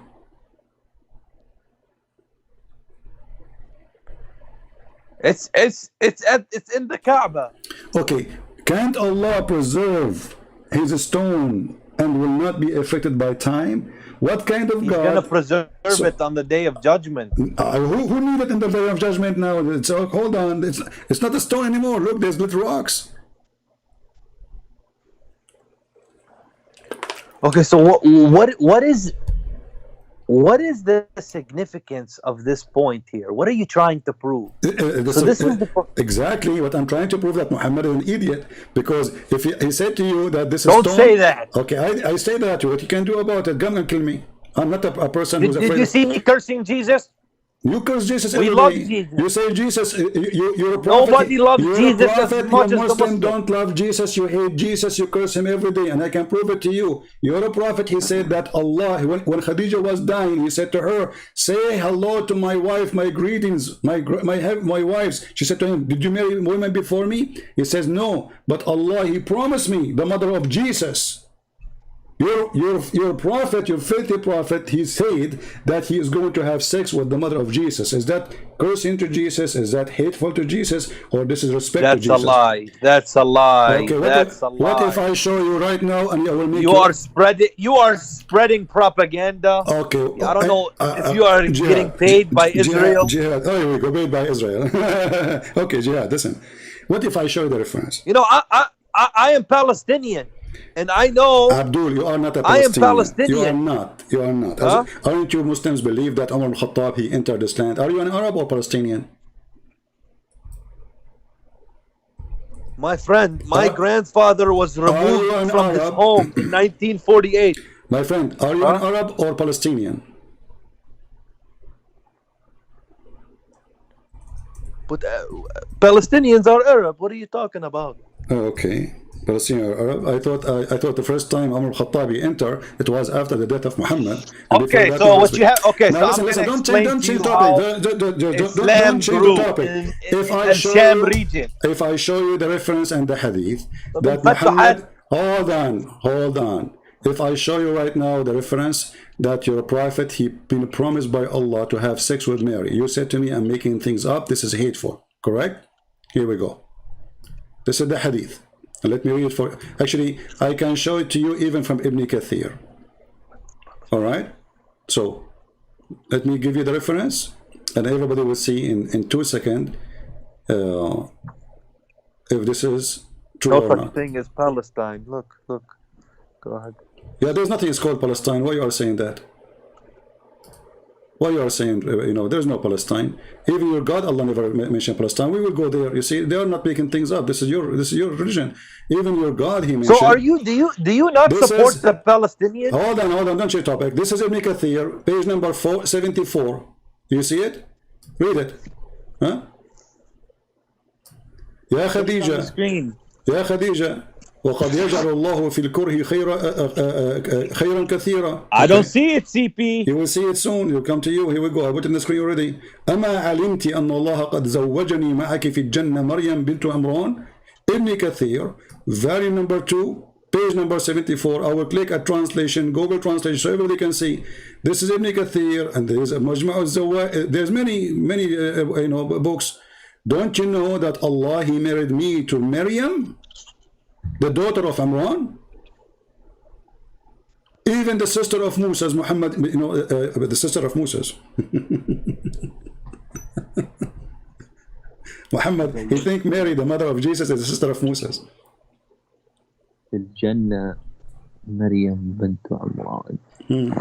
So did I Oh, look at this. Look at this. He goes to the Shia library. My friend, he goes to the book of the Shia. Abdul, this is Ibn Kathir. The Shia are a bunch of liars. And the Shia, the Shia are a bunch of liars. Ibn Kathir. If you read the book of Shia, it's like you're reading Alf Layla wa Layla. Listen, Layla. Like a bunch of cartoon movies of Shia. Okay, guys, the book of Shia cartoon movie, not Muhammad. Muhammad is a cartoon too, but listen, isn't it you who mentioned to me last time that you accept Ibn Kathir? This is Ibn Kathir. This is a Shia library website, which means all Islamic books. But is it Ibn Kathir Shia version? There's no Shia version. Here we go. This is part number 2, volume number 2, page number 74. What's Shia version? This is your book. No. This is the Sunni book. Come to the Shia, this is Sunni book. This is Sunni book. This is not Shia. This is Shia version of Ibn. No, here we go. Okay, open Ibn Kathir. Guys, this is Shia version. Open Ibn Kathir, chapter, volume number 2, page number 74, and read for us. Now, for sure, they will say to you, this is weak and this is garbage, etc. But your prophet, he said that. But listen. Okay, hold on. You said the Shia, they are what? Their books are cartoon. Why? It's like you're reading Alf Layla wa Layla. Like why? It's like 1,000 night and night. He's saying like why? I'll give you an example. You know, it's like a story. Give me an example.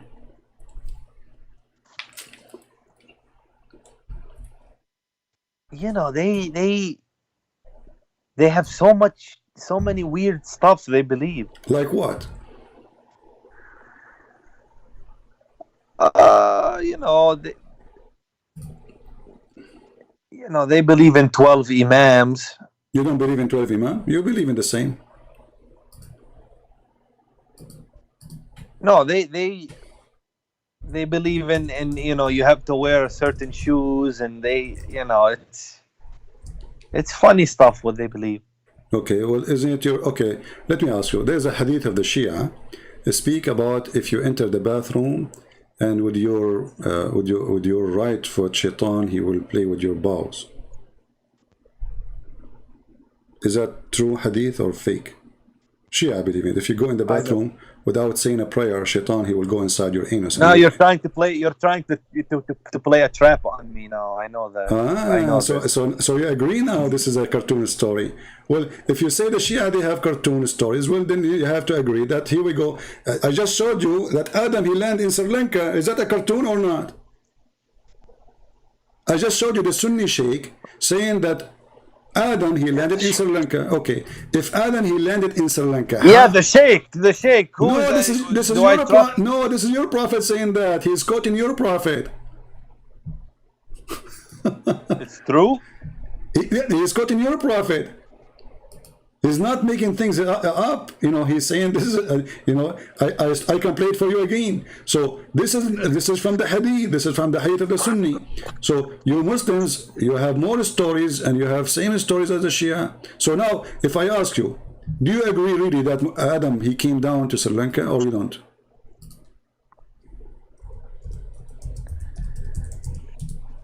Well, it's possible that he did, but I wasn't aware of this. So a second ago you were talking about Shia funny stories, and now it's possible? What is possible about it? Let us go and look at the map of Sri Lanka. Sri Lanka is an island. But I didn't know. I wasn't aware of that. No problem. I wasn't aware. Okay, no problem. Now you are aware. So now Sri Lanka is in the map as we see it. It's an island. It's not connected to the land. Okay, now Adam, he landed there. Allah, he sent him down to Sri Lanka. That's wonderful. How Adam was able to go all the way to Mecca?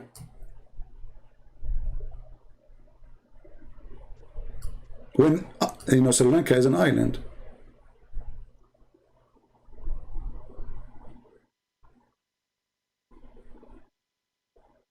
This is the first man. Don't tell me he took a boat. He don't have tools yet.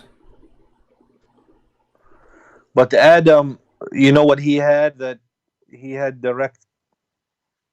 What direct? Adam? Okay, Allah, he sent him down to Sri Lanka. Okay, we got that. Now, Muhammad... He didn't say Sri Lanka. He said India. No, he said Sri Lanka. I can play it again. He said Indo-Peninsula or something. No, he said like India. This. He said India. He said India, and he said Sri Lanka. Sri Lanka is my friend. So you have to go a little bit west. Okay, hold on. So Sri Lanka. Okay, Sri Lanka is an island. So now Adam, he have to go all the way through India. Keep going. Keep going. Okay, this is stupid. This is stupid. He didn't go to Sri Lanka. He's talking about maybe, you know, India close to Afghanistan or something like that. Okay. Oh, you know what? The problem is that you cannot hear. I'm trying to find a way to make you hear my audio. Hold on. Let me see if I can adjust that so you can hear the video with me without switching. Let us see if I can add an audio source, because the only way to make you have that now is, let us see how we add one. Maybe we cannot add one now. Okay, add mix. Well, you know what? Let us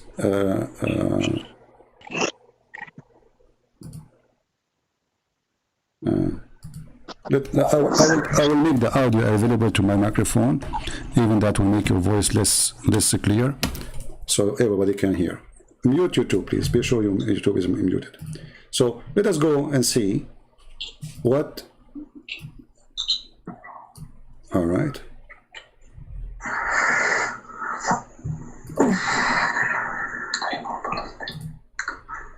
Here we go. We'll play the video so you can hear it with us. Suddenly he landed, meaning he dropped, but Allah placed him on the earth. This we find in the narration of Rasulullah sallallahu alaihi wasallam, where he says that Adam alayhi salam nazala fil Hind. He came down in what is known as the Indo-Pak subcontinent, precisely Sri Lanka. There is a mount there known as Adam's Peak. If you go there, you will find it green and beautiful, as though it is not from this earth, but it is. I'm not trying to imply anything, but I'm just saying it is so beautiful, maybe because the Sri Lankans have kept it that way. But it's a beautiful place. It is said that there is a possibility that that is the place. We don't know for certain that that spot is the place, but roughly there. What about Hawa? Where did she come down? In Jeddah.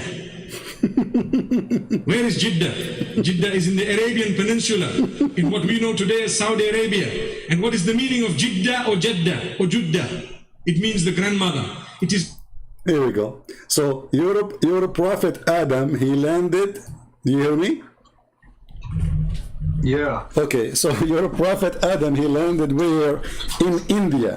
Where specifically is in Sri Lanka. And he is saying there's a spot there, but he is not sure if that spot really true is the one. But for sure it is Sri Lanka. So now we confirm that. And not only that, even Eve, she landed in Jeddah. So look what happened. Mute you too, please. I hear my voice twice. So look what happened. Are you there? Oh, YouTube is mute. Okay. So look what happened now. You mentioned the cartoon stories in the Shia books. Be honest with me, Jihad. If there is more cartoon story than this, that now we have a wife and husband. The wife, she landed in Saudi Arabia. And the husband, he landed in Sri Lanka. But how they are sure it's Sri Lanka? This is the city. This is the city. This is the city of Jeddah, and this is the city. This is Sri Lanka. Who said that? Your prophet. And you are the one who laugh at the Shia books. But saying, how do they know about Sri Lanka? They don't say Sri Lanka back then. They say, you know, Hind or something. okay, your prophet, he mentioned it. I mean, obviously, this guy is a sheikh. He's not going to say things. You say, okay, you Muslims, when Christian Prince, he say a Christian Prince is not telling the truth. Even your sheikh now is a liar. I mean, what's wrong with you? So he is quoting. But can you bring the hadith itself? Can you bring the hadith itself? You want me to show you the hadith itself? Yeah, okay. I do. Okay. But nothing is impossible for Allah. He can take Adam and put him in Jeddah. But he did not. He put Adam. He put Adam in in Sri Lanka, and Eve in Jeddah. But they have to be together. Okay. So how they met? Allah brought them together. Allah, he brought them together. Okay, listen. Let me ask you: is Adam? Bring the hadith. Okay, I will show you the hadith. I'm going. You don't have. I have it. I have everything. You are talking to Christian Prince, my friend. You are talking to Christian Prince. Don't play games. Don't even go there. You know you are talking to me, right? Don't play games. Okay, you are going to get what you are asking for. You know, I have a surprise for you. You know, but because you are the one who did lead us to go there, then we have to go there. Okay.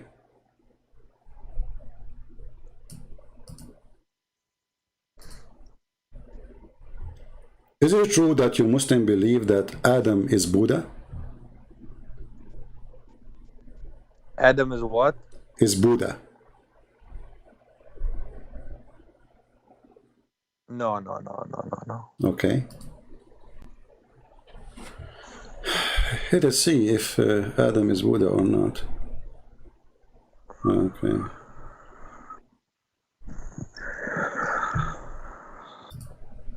My friend, don't play games. Don't be funny for the audience. I know Okay, you have okay, we will to make see. a Okay, show. hold on, I okay. know you have to make a show. Okay. Let's see. Here we go. Read with me, and let everybody. Okay, Collecting donations. read with me. Read with me. The one who collect donation is your prophet. Every time, every 2 minutes he talk, he asks for donation. Did you hear me asking about donation? I go here every day, and you know I don't say, hey people, if you don't make donation, I will not go live. And I was doing most of my life for free without even asking for a penny. So don't talk about donation. It's your prophet who claimed that you have to make a donation to Allah in order to be forgiven.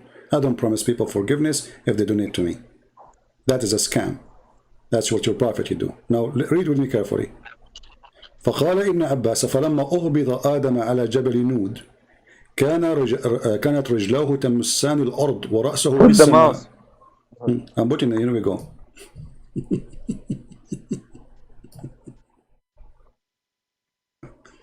And here there's other hadith.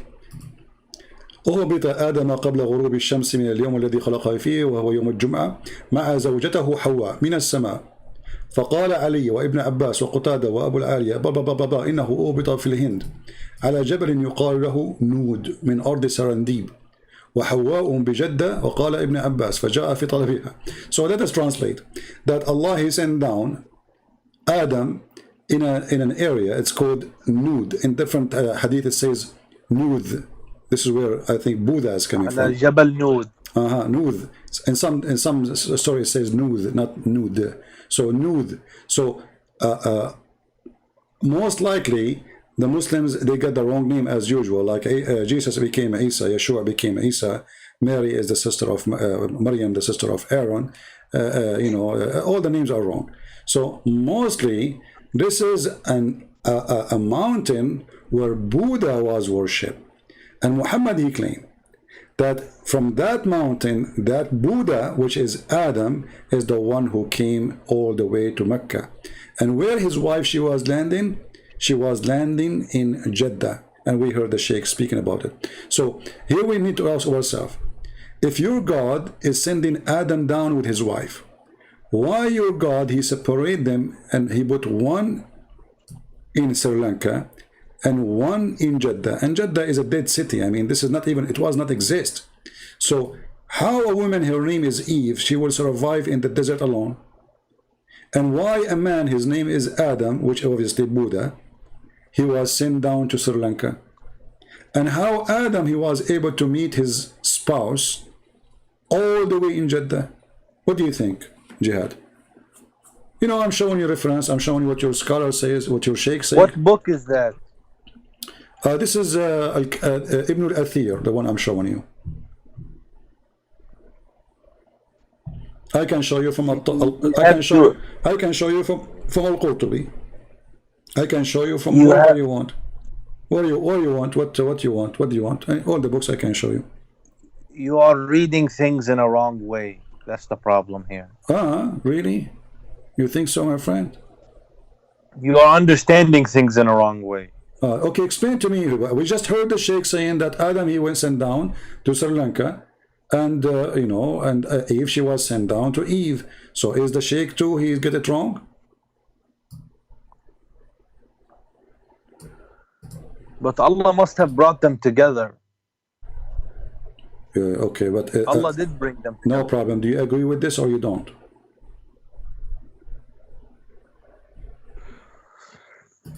Yeah, I agree with whatever it says, but why is that a big deal if Allah can do anything? Well, isn't it a big deal for you? You said the Shia, they have funny stories, stupid stories. Now this story is okay. So when the Shia, they believe if you wear a black shoe, your penis will not work. You laugh at it. And now you see this story, you don't laugh. How come? Are you being a hypocrite? Well, I don't find anything wrong with the story. How Adam he found Aisha? Aisha? Sorry, with the Eve. Sorry. What? With Eve, his wife. This is the book of Al-Qurtubi, and I'm showing you images now. Let me show you. This is a Jamia li-Ahkam al-Quran, al-Qurtubi. And this is the quotation from al-Qurtubi. It says, أهبط آدم سرنديب في الهند بجبل يقال له بوذ. You see the name of the mountain, Booth, from Buddha. The mountain of Buddha. Where Adam came? In the mountain of Buddha. Your Adam, according to Islam, is Buddha.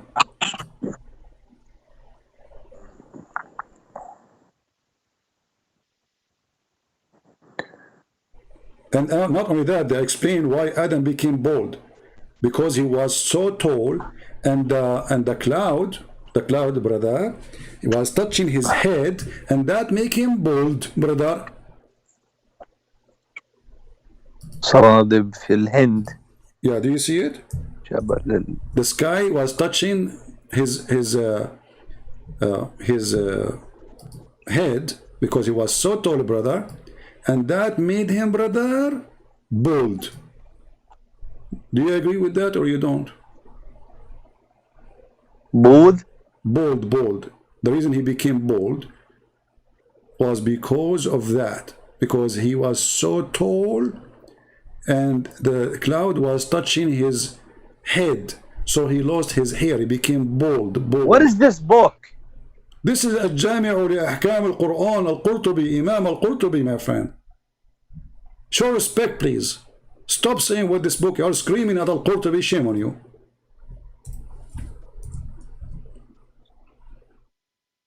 My friend, listen. I'm listening. Allah is capable of all things. Okay, so you agree now that Adam, he became bald because the cloud, he was so tall and the cloud touched his head. And you agree now that he went down in a mountain called the mountain of Booth or Buddha. Correct?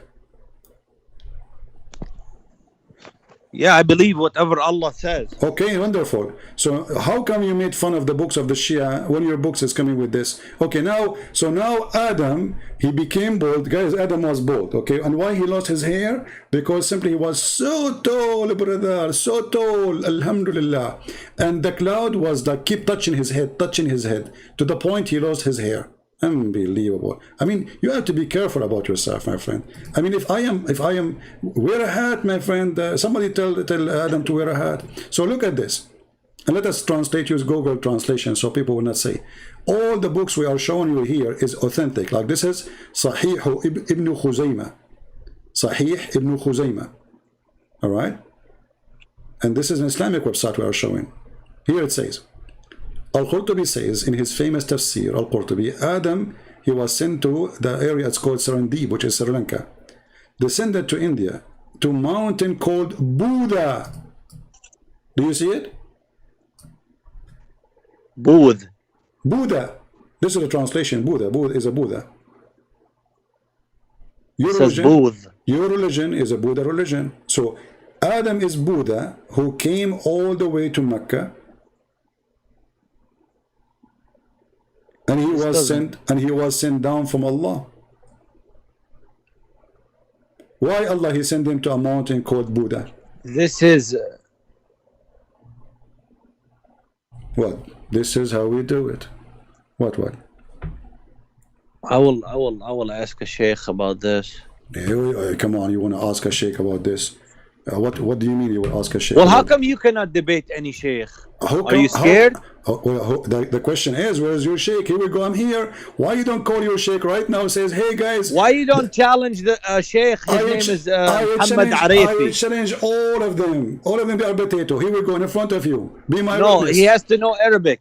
Doesn't matter. Arabic, English, okay, so even better. I challenge all the sheikhs are exist in the world. I accuse them to be a bunch of shaky. They don't dare to debate me. And I challenge you, Mr. Jihad, to do jihad and call them and say, hey guys, we have this guy, he accepted to challenge you. Who is going to talk to him? And you do this. You call them, you put them live on air with me, and I will make you the moderator for the debate. What do you think? You are the one who moderate even time. You know, we will give them, like we will do it like equal time, but not for long. I mean, like because the problem is you mute people, you cut them off. You will be the moderator. You will be the moderator. When you say to me, it's time, your time is up, my time is up. When you say to him, your time is up, his time is up. And people will be the judge. If you will be fair. Okay, Al-Qurtubi says in his famous tafsir, Adam descended in India to a mountain called the Buddha, and with him was the wind of paradise, baldness. Okay. And then he became bald because the sky was touching him. The wind of paradise came, and he was so tall, and then he... My friend, we cannot question Allah. I know. Question Allah. Yeah, we cannot question, so okay. Yeah. Because you have to understand, CP, this life is a test. What does have to do with my question now? What does have to do with, what does have to do with my question? I'm gonna explain. Allah is not gonna give you everything which makes clear sense to you, because He needs to know that you have faith. And when you have faith and you worship Him, then you have a chance to go to Jannah. But it's not guaranteed. That's number one. And number two, what I see in the Christians is they don't care about the Akhirah. They love the world. Why? They love the world. How come? We are allowed to have only one wife. It is you Muslims who go after your penis, keep divorcing, marrying, divorcing, marrying, divorcing, marrying, and you do mut'ah, and you do misyar, and you do zawaj, friend, and you are the one who love the world. You are the one who like to own slaves. You are the one who like to abuse women who they are poor. And even the Quran says, if you have an orphan, have sex with her. And what kind of religion says have sex with the orphan? So it is you who love the world. It says you have to deal kindly with the orphan. No, it says you have sex with them. You want to show you the verse? Chapter, no. I know it says you have to deal justly with the orphan. No, justly in what? In bed, right? Justly. And not consume their property. Okay, but you have sex with them. Is that how you have? How they have a property and you will take and you are helping them? So they do not need your help. Leave them alone. So what do? You have sex with them. But it doesn't say that. Abdul, listen. Hold on. Now let us focus here. So the black stone obviously is a pagan stone. You Muslim believe that Allah He sent Adam aka Buddha to the mountain. It's called the mountain of Buddha. Why it's called mountain of Buddha? You see, Allah He sent Adam to the mountain. It's called the mountain of Buddha. Why it's called the mountain of Buddha? Because obviously Buddha was there, right? Or named Allah named it the mountain of Buddha because there's no people yet. There's no people yet. There's no human being. So why Allah He called that mountain? But this goes again. But here we go. This is not the story we get in the Quran about Adam. This is not the story we get in the Quran about Adam. Are you saying that your prophet and your Muslim you create stories or they don't make sense? Are you saying we Muslim you lie about Islam? Isn't this your Islamic books? Isn't this your book? Is that like a book of the Hindu? What I'm telling you is that this story is not consistent. How is it consistent? Hold on. So the Sheikh, he was speaking in TV. How come nobody stand for him, says this is not consistent, you idiot? How come none of you flag his video, you idiot? How come you don't say to him, this guy is a kafir teaching lies, you idiot? You make videos about me saying Christian Prince is lying, and I am showing you reference. But when your Sheikh, he said, show the same reference, you don't go flag his videos, and you don't cry, and you don't say he's lying. 107 lie, 110 lie, 105 lie. So is that a lie? You just said yes. But none of you open his mouth because you are hypocrite. For now it is laughable. We expose it, how stupid it is. You try to deny it, but this guy Sheikh video is there for a century, and Muslims give it like, and Muslims love it, and nobody complain about it, and all the videos are the same. But now because listen, the Muslims do have debates about certain issues. No, you don't debate. Muslims, you kill each other. You don't debate. I never heard a Muslim debate in a Muslim since when? When the Mu'tazila, when those people they say certain things about the Quran, you kill them. What debate? So don't tell me we debate. And now I'm showing you. Do you agree that okay? How tall was Adam?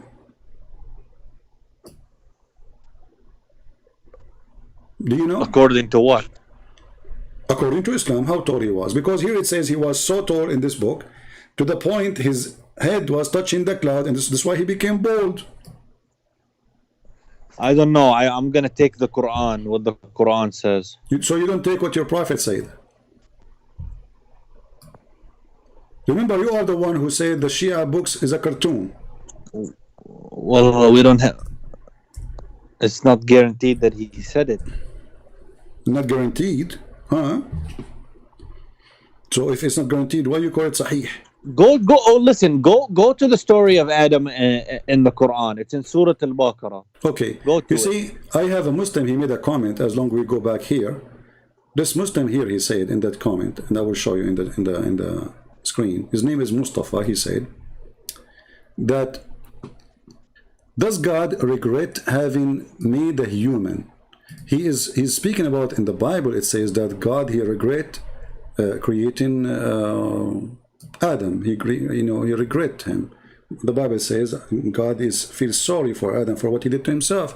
He created him to be in heaven, and look what he did to himself. No, he continues saying, because a human eating a forbidden fruit and then punished him, then them Adam and Eve, then God sent himself to be his son. What do you think about this? Do you agree with it? He's making fun of Christianity, as long as you like to talk about the Bible. He says it doesn't make sense that God he punished Adam and Eve because they ate of fruits, and then God he sent himself to be his son.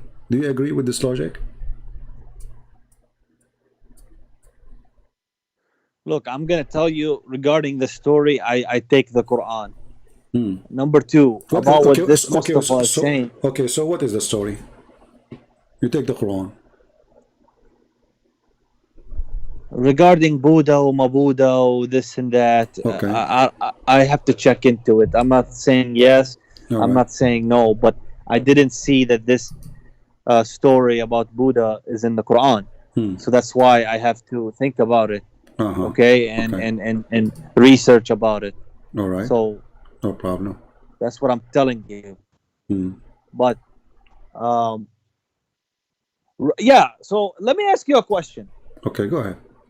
Why, if God has a son, why he doesn't have 10 sons and a daughter and a grandmother and a grandfather? If God has sons. Okay. And the next question is... Okay, now one by one.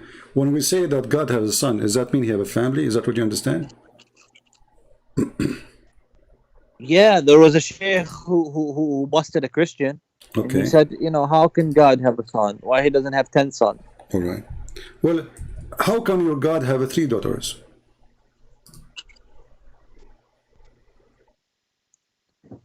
He does. That's aberrant. But let me tell you something. No. Don't change topic. If God wants to forgive your sin, Okay. No. Don't change topic now about forgiving sin. Let us talk about sons. God have son, didn't have son. Okay. Let me ask you, why Allah cannot have a son? Can he have son or he cannot?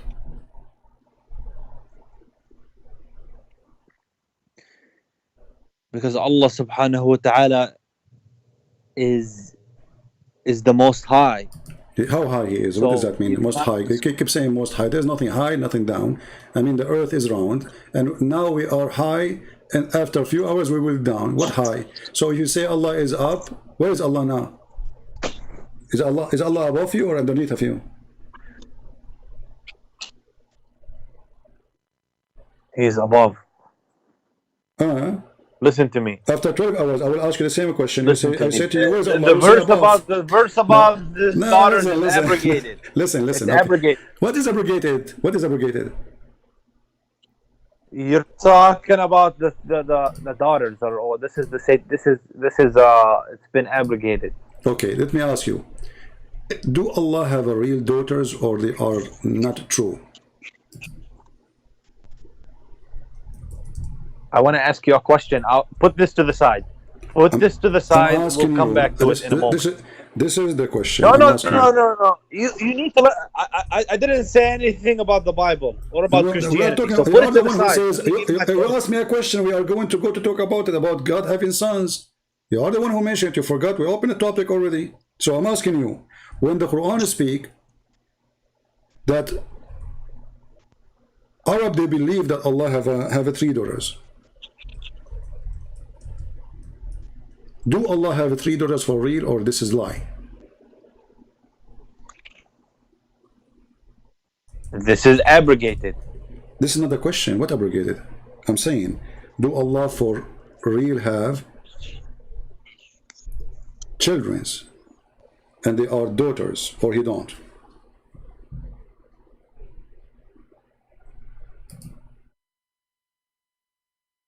Okay, I have to go, my friend. Thank you.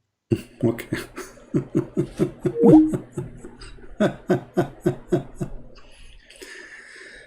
Here you see the hypocrisy of this religion.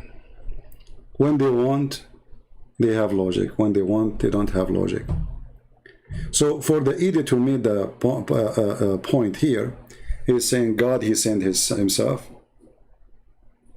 First of all, we Christian believe that Jesus is a person, the Father is a person, Holy Spirit is a person, one God, three person, one God. If you say how that can be, well, can you explain to me how God can be God anyway?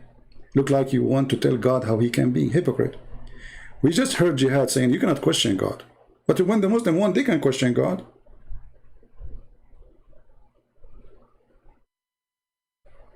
You cannot question God. But in a second they can. Now, look what he said here. This Abdul. Who is, you know, those Abdul, by the way, they are priceless. They help us a lot to expose Islam. The one who made comment and the one who called us. So, does God regret having made a human? No, God don't regret.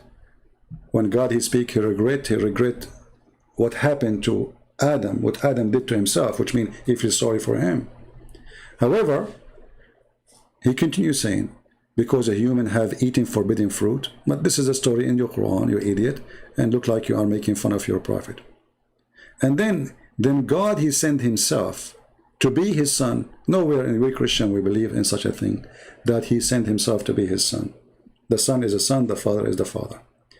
But here you see why Christianity is the most beautiful belief, and they have a true God. Oh, Jihad is calling back. What Jihad? Why you are calling back? Yeah, so nobody can say I'm running away. Oh, you are the hero, my friend. Okay, so we go back to our topic. So did Allah? Okay, the three daughters. The three daughters. Okay. That was the satanic verse that Allah abrogated. I'm not talking about this now. I'm saying, do Allah have a three daughters reading? No. He don't. No. Okay. So what do you think about your prophet sending Khalid ibn Walid to kill the daughter of Allah? Saying what? What is your say about your prophet sending Khalid ibn Walid to kill the daughter of Allah?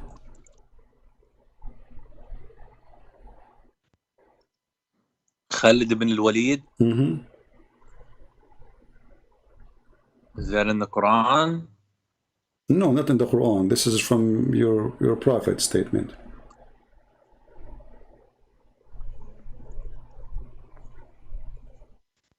It's in a hadith?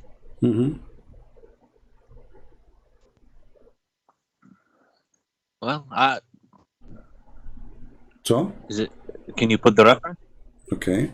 But I'm asking you now, before we put the reference. I don't agree that Allah has daughters. So how Muhammad he sent his man to kill his daughter?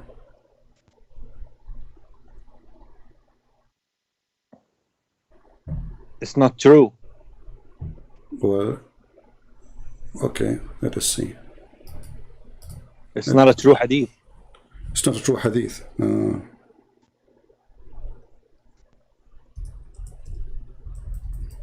And why is it if your sins are going to be forgiven, why God did not put more prayers on you, put more sacrifice on you, put we will go more back there. atonement Just wait, on we you? will go back there. Why he just Hold sent on. the man Don't change topic. and One let by- him be killed and just- humiliated just to... Just wait one by one. You don't go there until we finish this one. We will go. We have time. You said you will not run. I like that. No? But I don't have that much long. Okay, well, I don't know. I have time. You don't. This is your problem, my friend. This is not my problem. Stay, and we will see. Here we go. I will do what I can to bust This you. is the book. This is the book of. Let's see here. Hold on. Give me a second.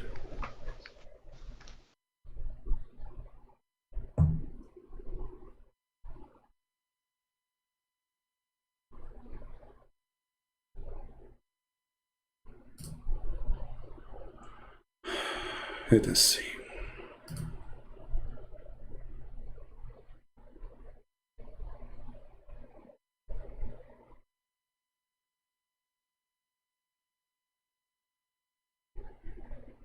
All right.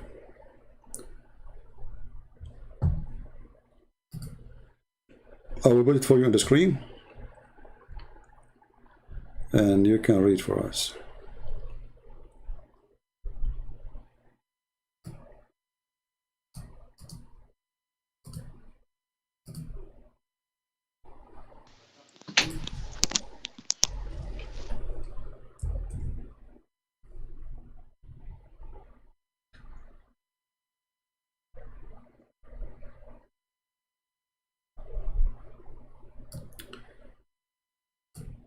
This is the story. This is the book of Al-Bidayah and Nihaya, Ibn Kathir. So you cannot say this is Shia book. Your prophet, Muhammad, he sent Khalid ibn al-Walid, and he sent him in a mission.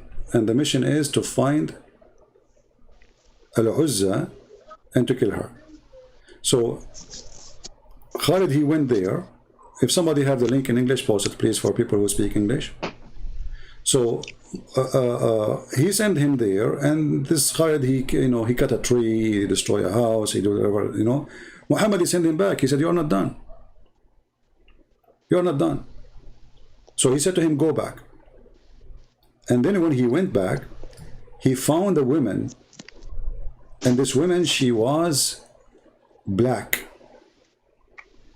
and her hair was all over her head, like, it's not camp, and she was screaming. And then he jumped over her with the sword, and then he killed her, and he says, "Ya Uzza, kaffarnaki la sabbahnaki." Oh Uzza, we became kafir against you, and we will not praise you. And I see that Allah, he humiliated you. And then he destroyed the house, and he took all the money inside. He's a thief, like he's a prophet. And then he went back, and he told Muhammad, and then Muhammad, he said to him, "That was Al-Uzza. Don't ever worship it." Do you see it? Don't worship her. Yeah. But he said, this is Al-Uzza.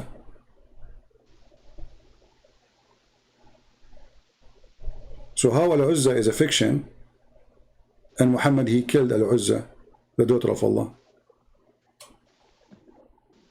But she's not the daughter of Allah. No, this is Al-Uzza, the daughter of Allah.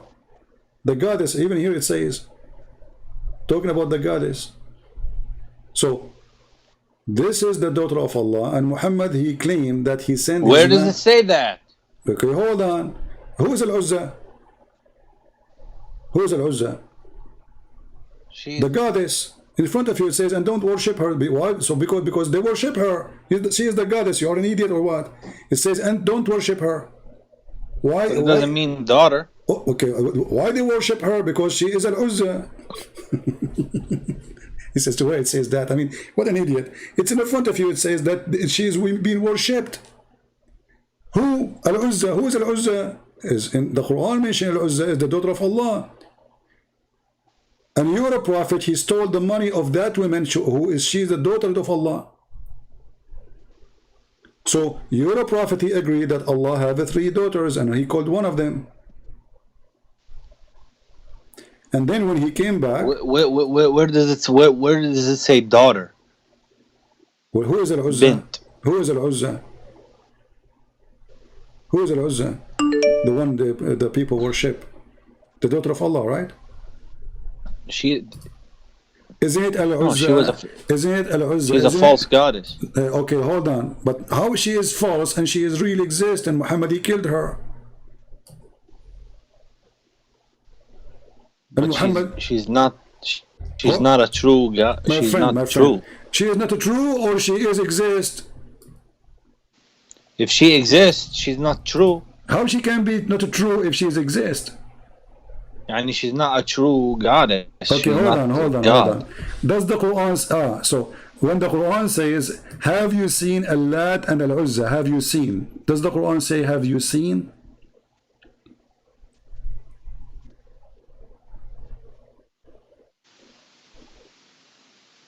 Huh? Huh? When the Quran says, have you seen? Say it again. Have you seen? أَفَرَأَيْتُمُ اللَّاتَ وَالْعُزَّى? Have you seen? Does the Quran say the word seen? Have you seen? Yeah, but this is what I told you was Okay, abrogated. so hold because on. Don't tell me abrogated, idiot. What does the have to do with devil's our verse. topic? What abrogated? I'm saying to you now. In the time of Muhammad, he claimed that the Arab, they see Allat and they see Al-Uzza.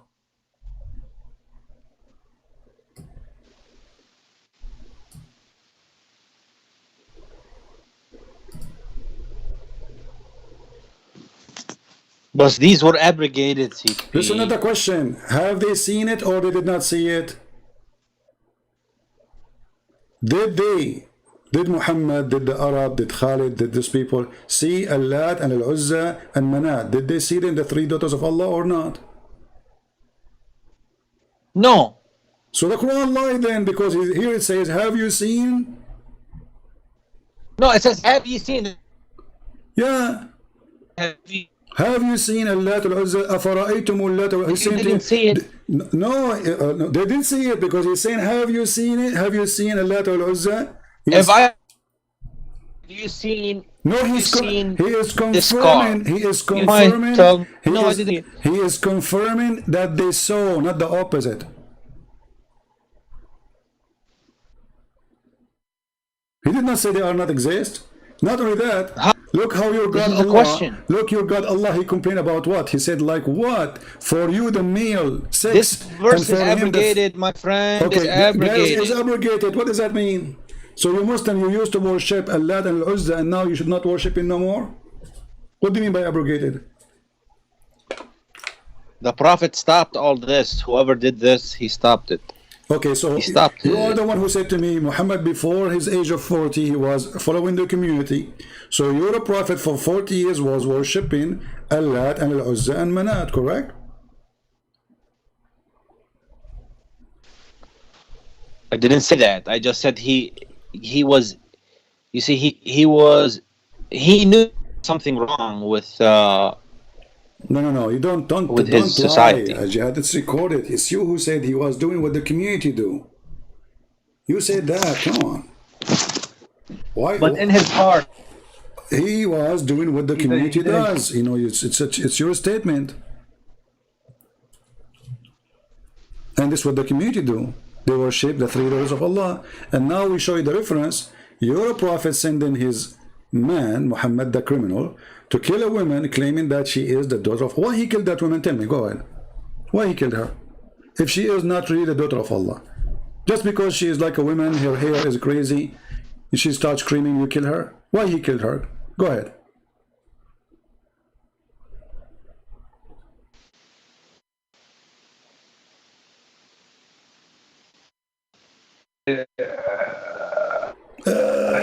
Squeeze it, no problem. I'm telling you. It's going to come. I am asking you. Don't change the topic. If this woman, Muhammad, he said, this is Al-Uzza. When Muhammad, he said, this is Al-Uzza, Tilka Al-Uzza. Okay? So he confirmed that this is Al-Uzza. So this is what they used to worship. Was Muhammad, no problem. They used to worship this woman. So was she really exist and Muhammad killed her?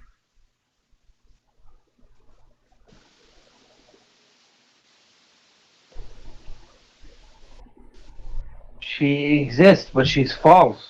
Okay, so guys, she is exist, but she is false.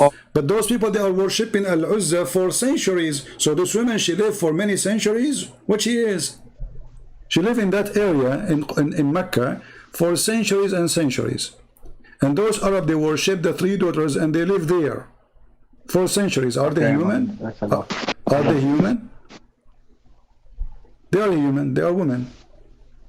As you see, it says here, it's a woman. She have a black hair and she's black. Did he kill her because she's black? Why here the reference says she's black? He's black? Yeah, why he's saying Imra'a Sawda'un?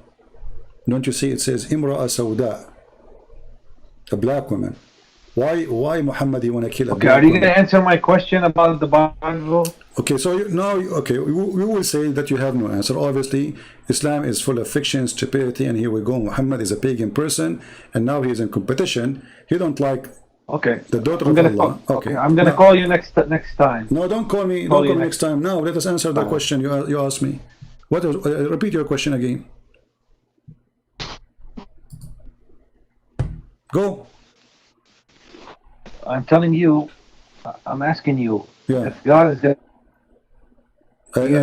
I lost you. If God why is he what? has to send a man to be humiliated? Well, who said that God he sent a man to be humiliated? He did not. He did not send him to be humiliated. It's us who did the crime against him. Okay, let me ask Tell you fast. Okay, did Allah he send Muhammad? Did Allah send Muhammad to the people of Taif, and the people of Taif they spank him and they beat him and they humiliated him and they broke his teeth and they made him bleed? Yes or not? They did, right? I can show the reference. So did Allah send Muhammad to Taif to be humiliated? But He's what? No, it's different, man. It's different. What different? What different? So Muhammad, Because you're claiming Muhammad was beaten, Muhammad was spit I out, Muhammad was etc. They made fun of him, and Allah he sent him to be humiliated. Why Allah did not say to him, "Don't go"? Here you see the hypocrisy. For us, we know that God he loved the world, so he sent his only begotten Son. Oh, you're not understanding. Okay, you see, the Quran says God will not punish you unless he send you a warner. Correct? For sins, to die for sins. He didn't send for sins. Well, when I'm saying why he sent somebody Okay. to be humiliated for. No, he is not sending anyone to be humiliated, and Muslims they always fabricated stories. It's not there. Like Mary, she is the wife of God. We don't believe in such a garbage. So we don't believe that Jesus was sent to be humiliated. We believe that Jesus sent to save us. So if some of us commit crimes, But how he's gonna save you? Why? Very He cannot simple. do more. Why? Very If simple. he's gonna save you, Very simple. he cannot put more fasting, more praying, more this. No, you see, in Christianity we fast that. more than you. You Muslim, you don't fast. Your Ramadan is a joke. You just flip the day night, and you sleep in the night. In the daytime, you wake up in the night time, and you eat like a goat. In Christianity, we have a lot more days of fasting. As an That's not example, true. shut up. In the Christianity, those who follow the Orthodox calendar or even the Catholic, True. hold on. For the Easter, we have 50 days of fasting. For the other occasion, we have 40 days, total at least of 90 days of fasting, total fasting. Your fasting is a joke, you don't fast. Secondly, And nobody practices. Nobody does it. you're a prophet, he sucked the tongue of Aisha when he's fasting. He played with her vagina. In USA, He touched- in hold USA, on, hold on. Is it halal for the prophet to suck the tongue of Aisha when he's fasting?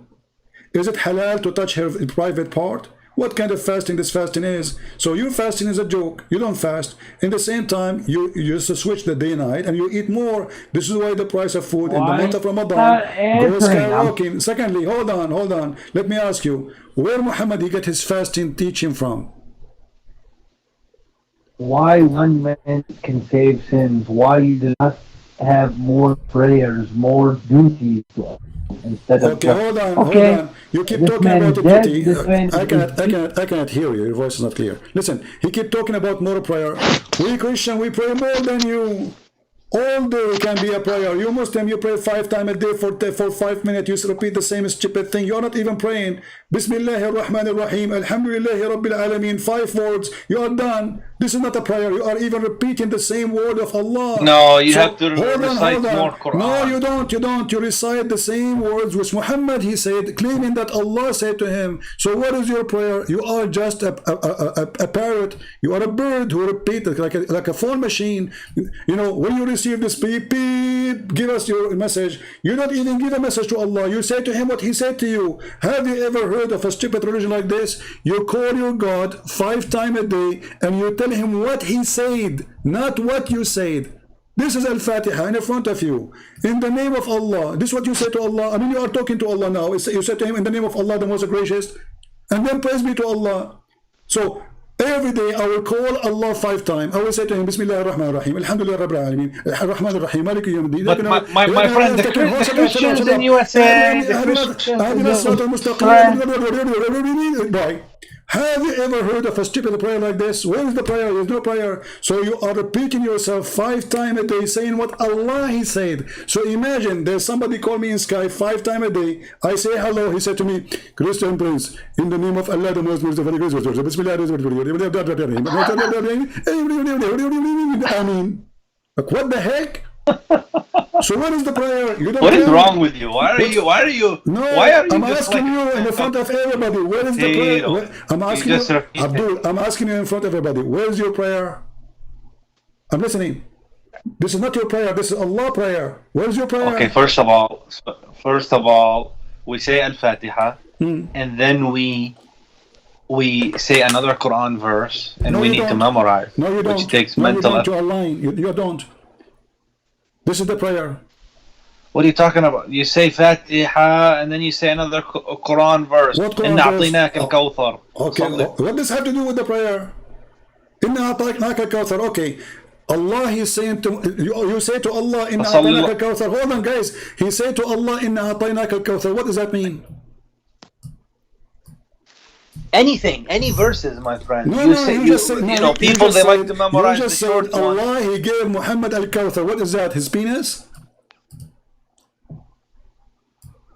No. A man he No, accused Muhammad. no. Okay, so now you are Start praying this. for the penis of Muhammad. Hold on. Everybody is my witness. You are the one who said we pray. We mentioned this chapter. Okay, hold on, which is a stupid lie to say. But anyway, what does it have to do with your prayer to Allah? Allah. No, this is Muhammad, about the abundance of good. what The abundance of good. What In abundance this of life good? and the hereafter. A person, he accused your prophet that his penis doesn't work. It cut off. That's not true. Read verse number 3. Don't say these, my friends. My okay, friend. I'm not saying Do not things. say bad The language. verse in the front of you. Read it. What kind of God? He says such a chapter. The guy accused Muhammad. This is a lie to say. No. This is a lie to say that the prophet had such a problem. Does it say in He Arabic? did not have such a problem. Does it say in Arabic? Inna shani'aka huwa al-abtar? Cut off. Cut off. Cut off from what? What is cut off? The guy who was making fun of him. Cut off. Hey, cut off from what? Cut off from all good and prosperity. And is deprived of spiritual issues. But it's about his enemy. Is it about Muhammad he cannot have children? Yes or no?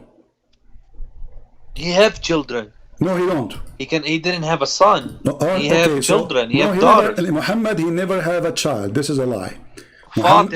Fatima is not his daughter. Fatima is the daughter of Khadija from previous husband. Khadija, she have 3 husbands.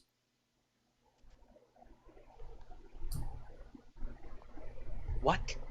Khadija, she have 3 husbands. Muhammad is number 3. She changed cars every few years. She is rich. She married men for fun. And those children are not from Muhammad. Muhammad is a person who cannot have sex. And they're proven in front of you. Let us go. No. Shall we go and read the interpretation for the chapter? Do you agree? If we go and read the interpretation. Chapter 106. Is it about Muhammad cannot have? Is it about Muhammad he cannot have babies, or I'm making things up? Maybe there was a few people who accused him. Okay, but is it true that it's about him cannot have babies? Yes or no? He had daughters. This is not the question. No, he don't have daughters. This is why they are making fun of him, because simply if you have, they will not make fun of him.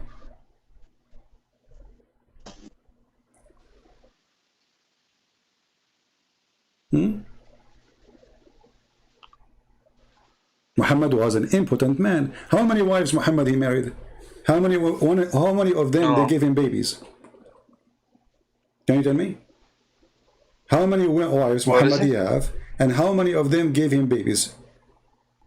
Does it make sense? that the woman Khadija, she was more. But he didn't hit my friend. Khadija, she was way older than him. Babies. Muhammad, when he married Khadija, obviously Khadija, she cannot have babies no more because she was way older, and she have her babies already. Now, after that, he married Aisha. He married tons of women. How come none of them gave him babies? Because the Prophet didn't come for babies. But He came to deliver a message. Why Allah did not make him have babies? Here we go. The people are making fun of him that he have no son, and even you Muslim, you claim that he have sex with the slave Maria the Copt, and he have a son from her. His name is Abdullah. But all of us, we knew that Aisha, she was making fun of that, saying he don't even look like you. This is a slave. She sleep with everybody. And obviously Muhammad, he cannot have babies. Let me ask you, Allah, he did not send Muhammad to have babies. Allah, he sent Muhammad to have sex with many women. Why? Why Muhammad don't have only one Aisha and that's it? That's it. He have Aisha now. She's a young, very young child. Because most of those women were widows and he was taking care of them. Oh, he take care of them by having sex with them. You cannot take care of a woman without having like. So if there's a woman, she is hungry, I have to sleep with her in order to feed her. So if somebody want to make a donation for a woman, he say to her, you have to take off your pant for me. But no, but he married them, so obviously he had the right he married Aisha, to do his marital. What, you know, so that she have children, they can take care of her. All of the women he married them, they are not poor. Why he married them? Let me ask you, did your prophet, he made a chapter in the Quran says women, they can offer themselves to the prophet so he can F them?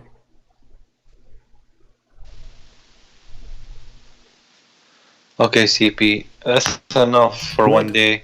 Okay. Let me just no, just this one before we go. My friend. Just one. What does have to do with God? Why does God, he made a verse saying any woman she can offer herself to the prophet so he can F her? What does have to do with God? What that will do to Islam? What that will reach Allah? I mean, okay, Allah is God supposed to, right? I will think about it. Huh? What does have to do with God? The prophet, he was a very good-looking man. He's a very good-looking man. He is sexy, and you know it. So, guys, he was very sexy. So, Allah, he need to solve the problem. All the women, they want to F him. So, the prophet, he made a verse. Allah sent him a verse. Says, any woman, she want to have sex with you, she can offer her panty for you. This is the logic. Because the prophet, he needs to be happy. And he needs to be comfortable. Okay, in order to make the prophet happy, we have to ask all Muslim women to take off their panties and bend over in front of Muhammad. Otherwise, the prophet is not happy, and then Allah and he is not took happy. care of them. And he took care of them. How he take care of them? Guys, did you hear it? They bend over and he took care friend, of them. why are you talking in this? Why are you twisting things in what this does way? have to do? You said, Why? Look, it's you who said that. It's you who said he is very handsome.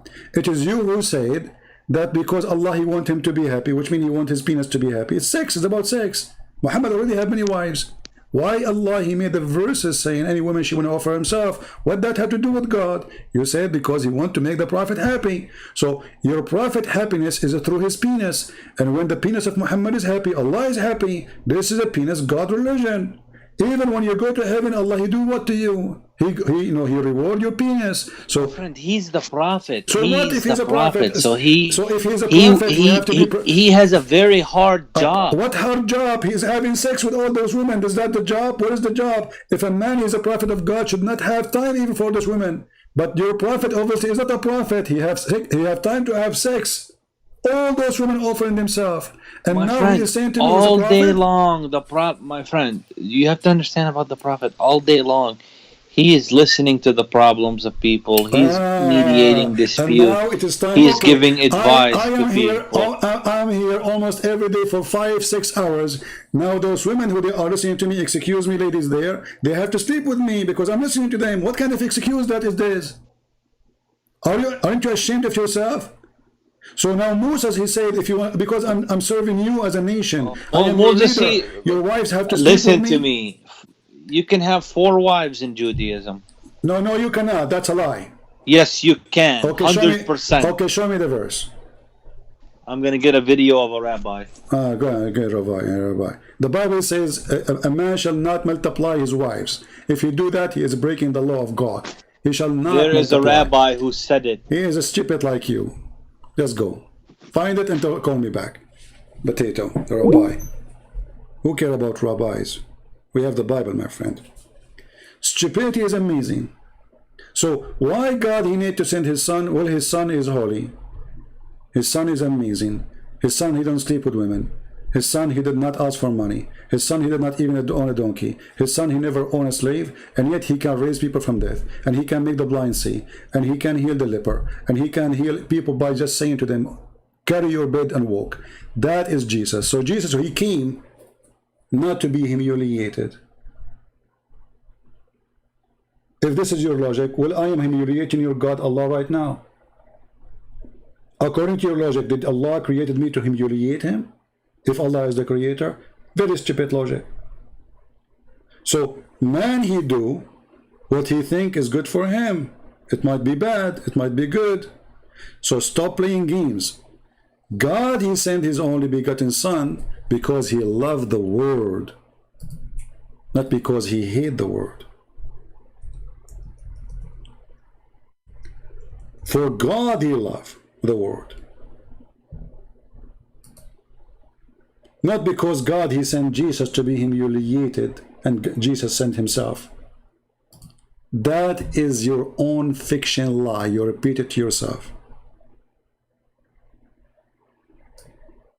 For God loved the world. And the word here is a clear message for those who they are racist. You cannot be racist and you are Christian. God, he loved the black. God, he loved the Asian. God loved the white. It doesn't matter who we are. God, he loved the whole world. So he sent his only begotten son.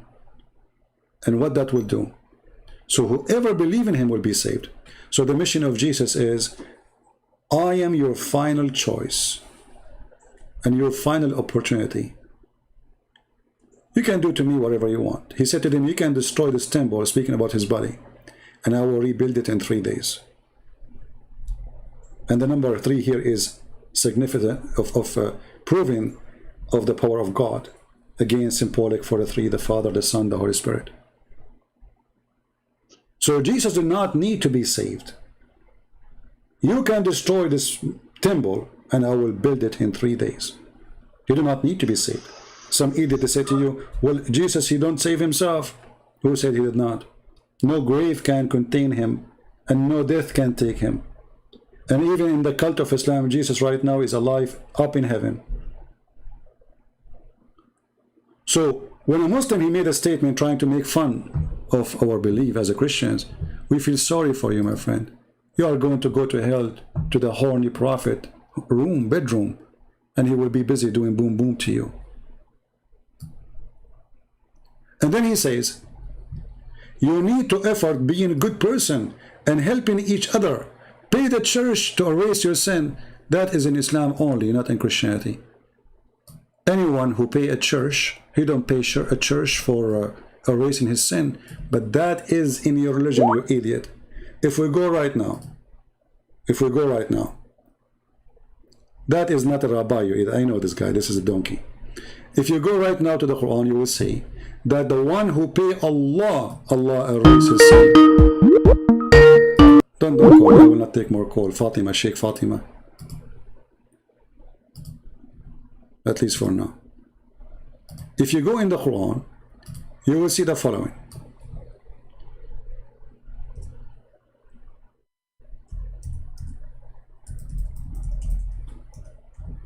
The one who pay Muhammad, Allah will double him and he will forgive his sin.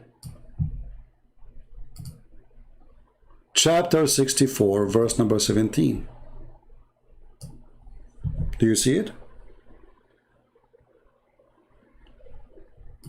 Where is the money will go? Will go to the pocket of Muhammad. And what will happen if you pay Muhammad money? Allah will forgive your sin. This is why Muhammad, he promised 10 people to go to heaven. All of them, they give money to Muhammad. starting from the most rich person in Quraysh, Uthman. He promised him heaven. And later the Muslims, they cut his head, they took the hair of his beard one by one, and they made his head a polyball. And then they refused to bury him with the Muslims, and each time they bury him, they take him from the grave and they drag him in the ground. And then a bunch of Muslims, they took him in secret and they buried him between the Jews so nobody will find him. It's your religion who believe if you pay Muhammad, your sin is erased. With the Christianity, no. Jesus said, not everyone says to me, Lord, Lord, will enter the kingdom of my Father, but the one who do his will. Not everyone says to me, God, God. You say you make donation, you do, that doesn't make you good for him, because no man is good anyway. The good of you is filth. This is what the Bible says. The best good you have is filth compared to God. So when a Muslim, he made a post, in fact, he is describing his own religion to the point even his prophet, he refused to meet people unless they pay him first.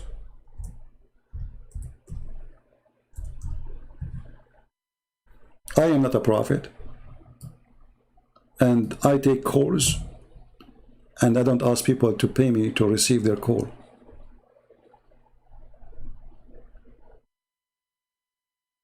Is that a religion?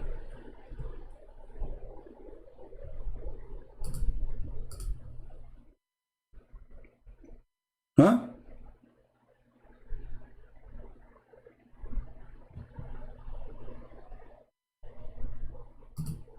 You cannot meet the prophet unless you pay him. If you remember, there's a chapter, it's called the Abasa wa Tawalla.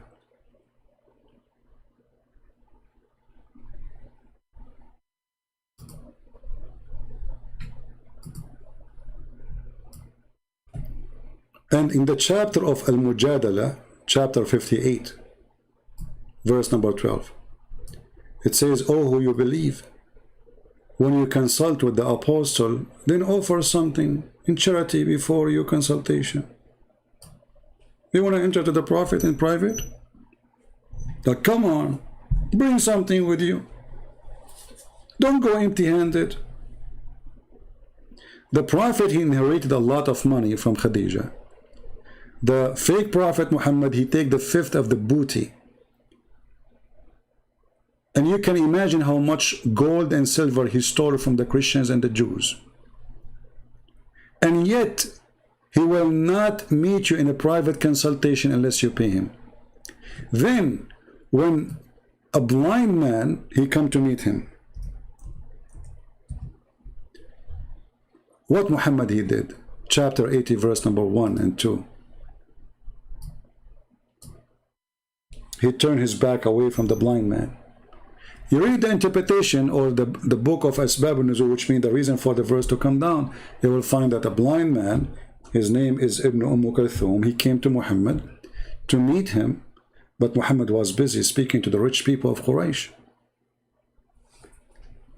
Muhammad, he kicked him out.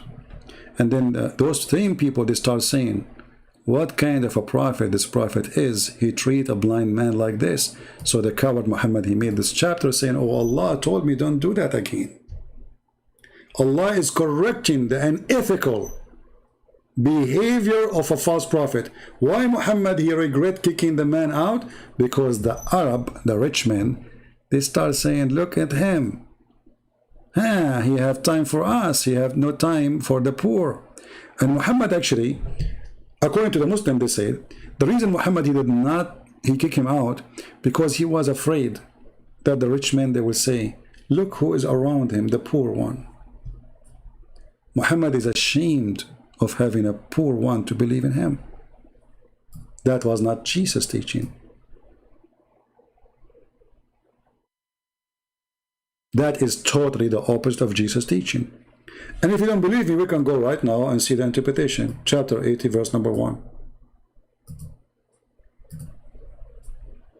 Because, you know, Muslim will say, it doesn't say that, CP. You know that. Always it doesn't say that, CP. But I'm showing you in the screen what you say, not me. This is your official government website of the Kingdom of Jordan. And by the way, the King of Jordan, he claimed to be descendant from Muhammad, and that explains why he's extremely corrupt. Extremely corrupt.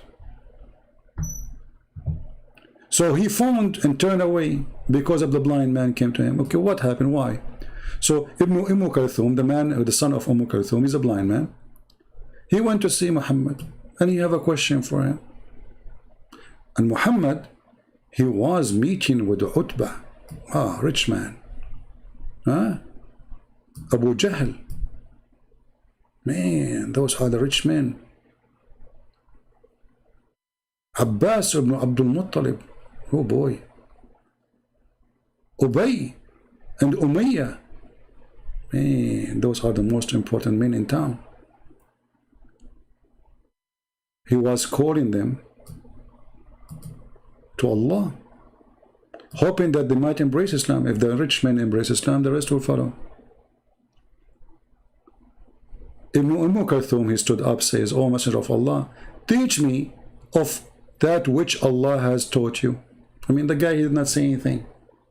You see, aren't you asking them to join Islam? Here we go, you get a chance. A person asks you a question, answer it, and by doing that, you will help everybody to accept Islam. But Muhammad is ignoring him. He don't want to answer him.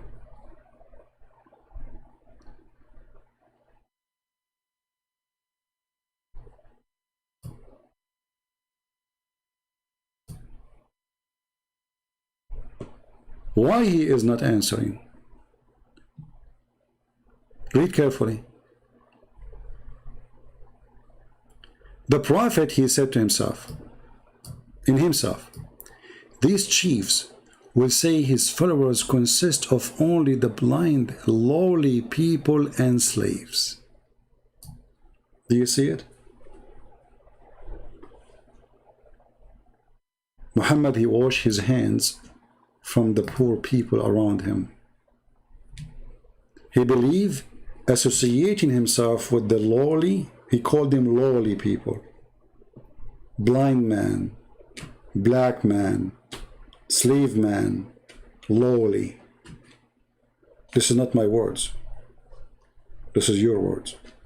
And the one who said that to himself, Muhammad himself. So Muhammad was afraid that if he spoke to this man, those people, they will look down at him.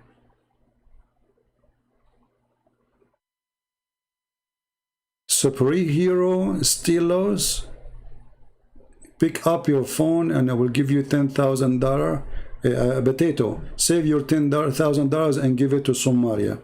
You are a hypocrite, you don't even have a penny. Get out of here. That is a reason not to answer your phone. You worship money, my friend. Because you want to give me $10,000, if I talk to you, I will not talk to you. See, all those people who call me, they can call me. And now you became suddenly a hero, call me. I'm here for the last 4 hours, anyone can call me. And now suddenly, when we close the Skype, go pick up my phone, I will give you $10,000. You're a potato.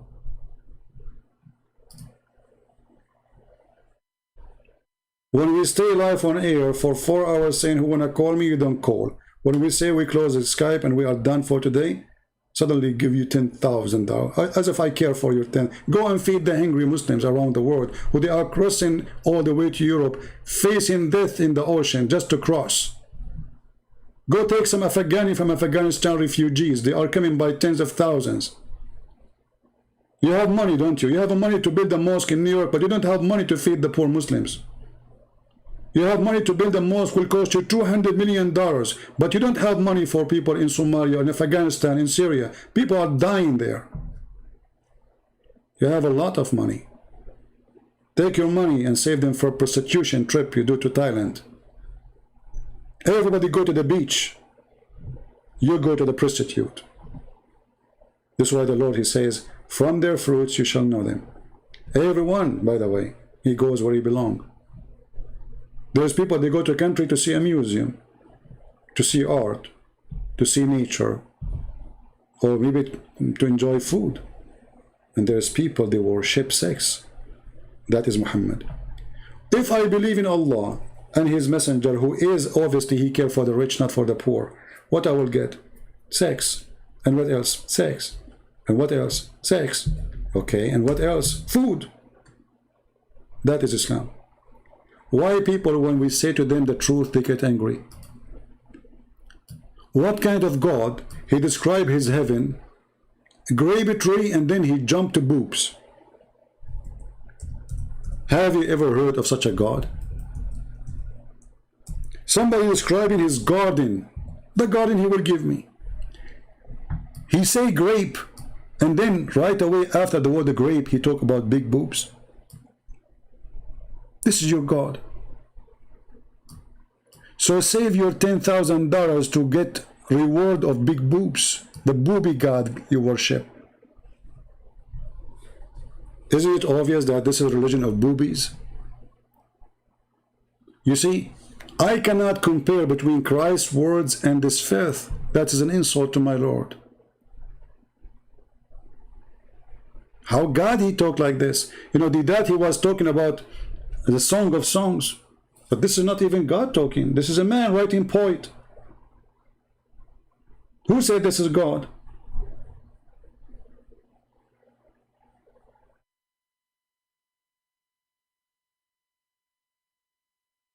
And it's not even about sex. And it's not even about women. Here, this is literally about women. Have you ever heard of a God He described even what is inside the vagina? The vagina is waiting for me.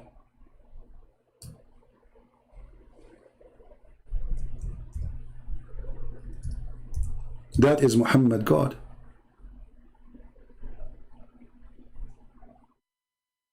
This is religion.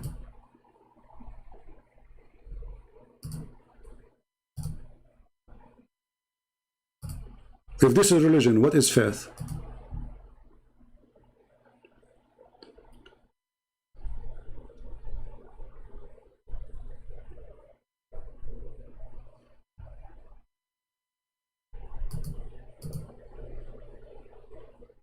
Any Muslim?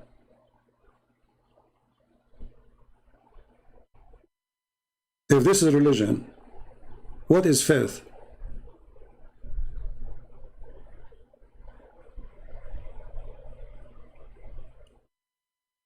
This God is preparing for us women who their vagina is brand new. What do you want more? And the funny is, each time you have sex with them, Allah, He will put His finger there and He will make them virgin again, cheating. I mean, this is officially a cheating. Virgin again, product from China. Middle Eastern women, they buy when their wedding party is coming. The guy, he sees some blood coming, she claimed that she is a virgin. Or a plastic surgery for virginity. Very, very, very well known. They go to Thailand to do their surgeries. It costs you $200. They have a sign for it in the street. Virginity surgery. In Arabic. Because the customers are obviously from somewhere.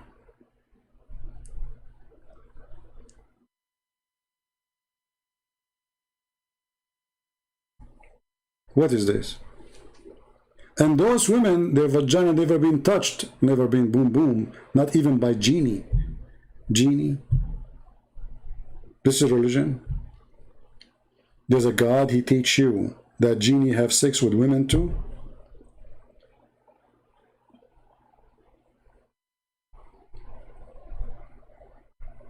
Genie in the ball?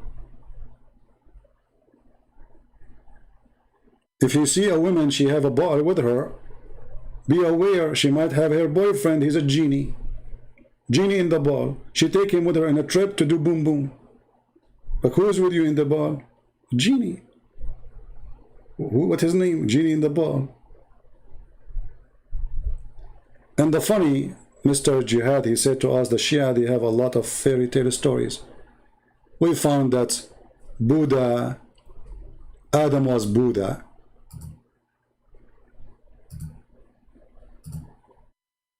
Adam was Buddha. That's a good one, isn't it?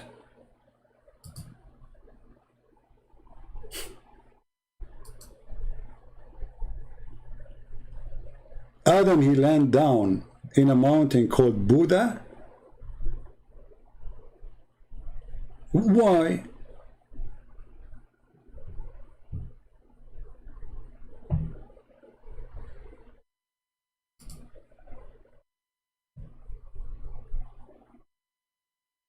Let me see if I can open this link here.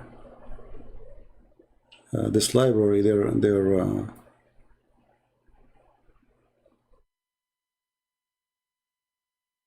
website is not really that good. They have a very bad hosting company. See, each time I try to open it, it says this site can't be reached. Hold on, let me see. So I can share the link with you.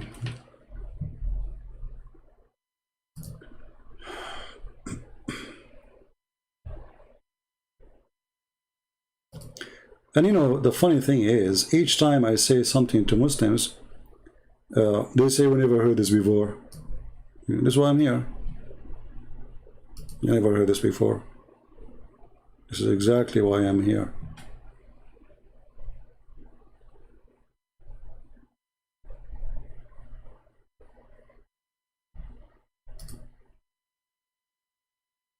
I'm trying to find it in different website.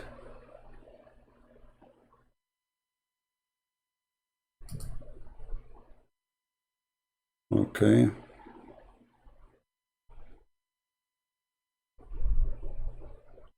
All right, I will give you this link. This link is better. This is Tafsir al-Qurtubi, and this is volume number 1, page number 301 in this print. Remember that sometimes reference can be differ between prints.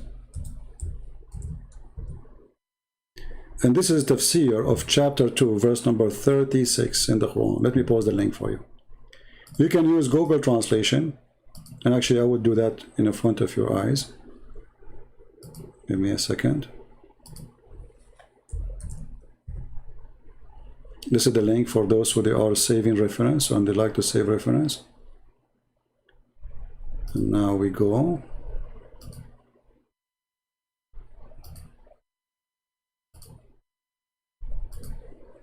Let me close some pages. All right. So here, this is an Islamic website. As you see, we are not using a Christian website. This is the interpretation for chapter 2, verse number 36 in the book of Al-Qurtubi. Al-Qurtubi is one of the famous imams for Muslims. Imams being a scholar. This is in Arabic, and we don't have it in English. However, we are going to use Google Translation. Simply you open it with Google browser. You click at Translate to English. Excuse me, I'm losing my voice. So volume number 1, page number 301. And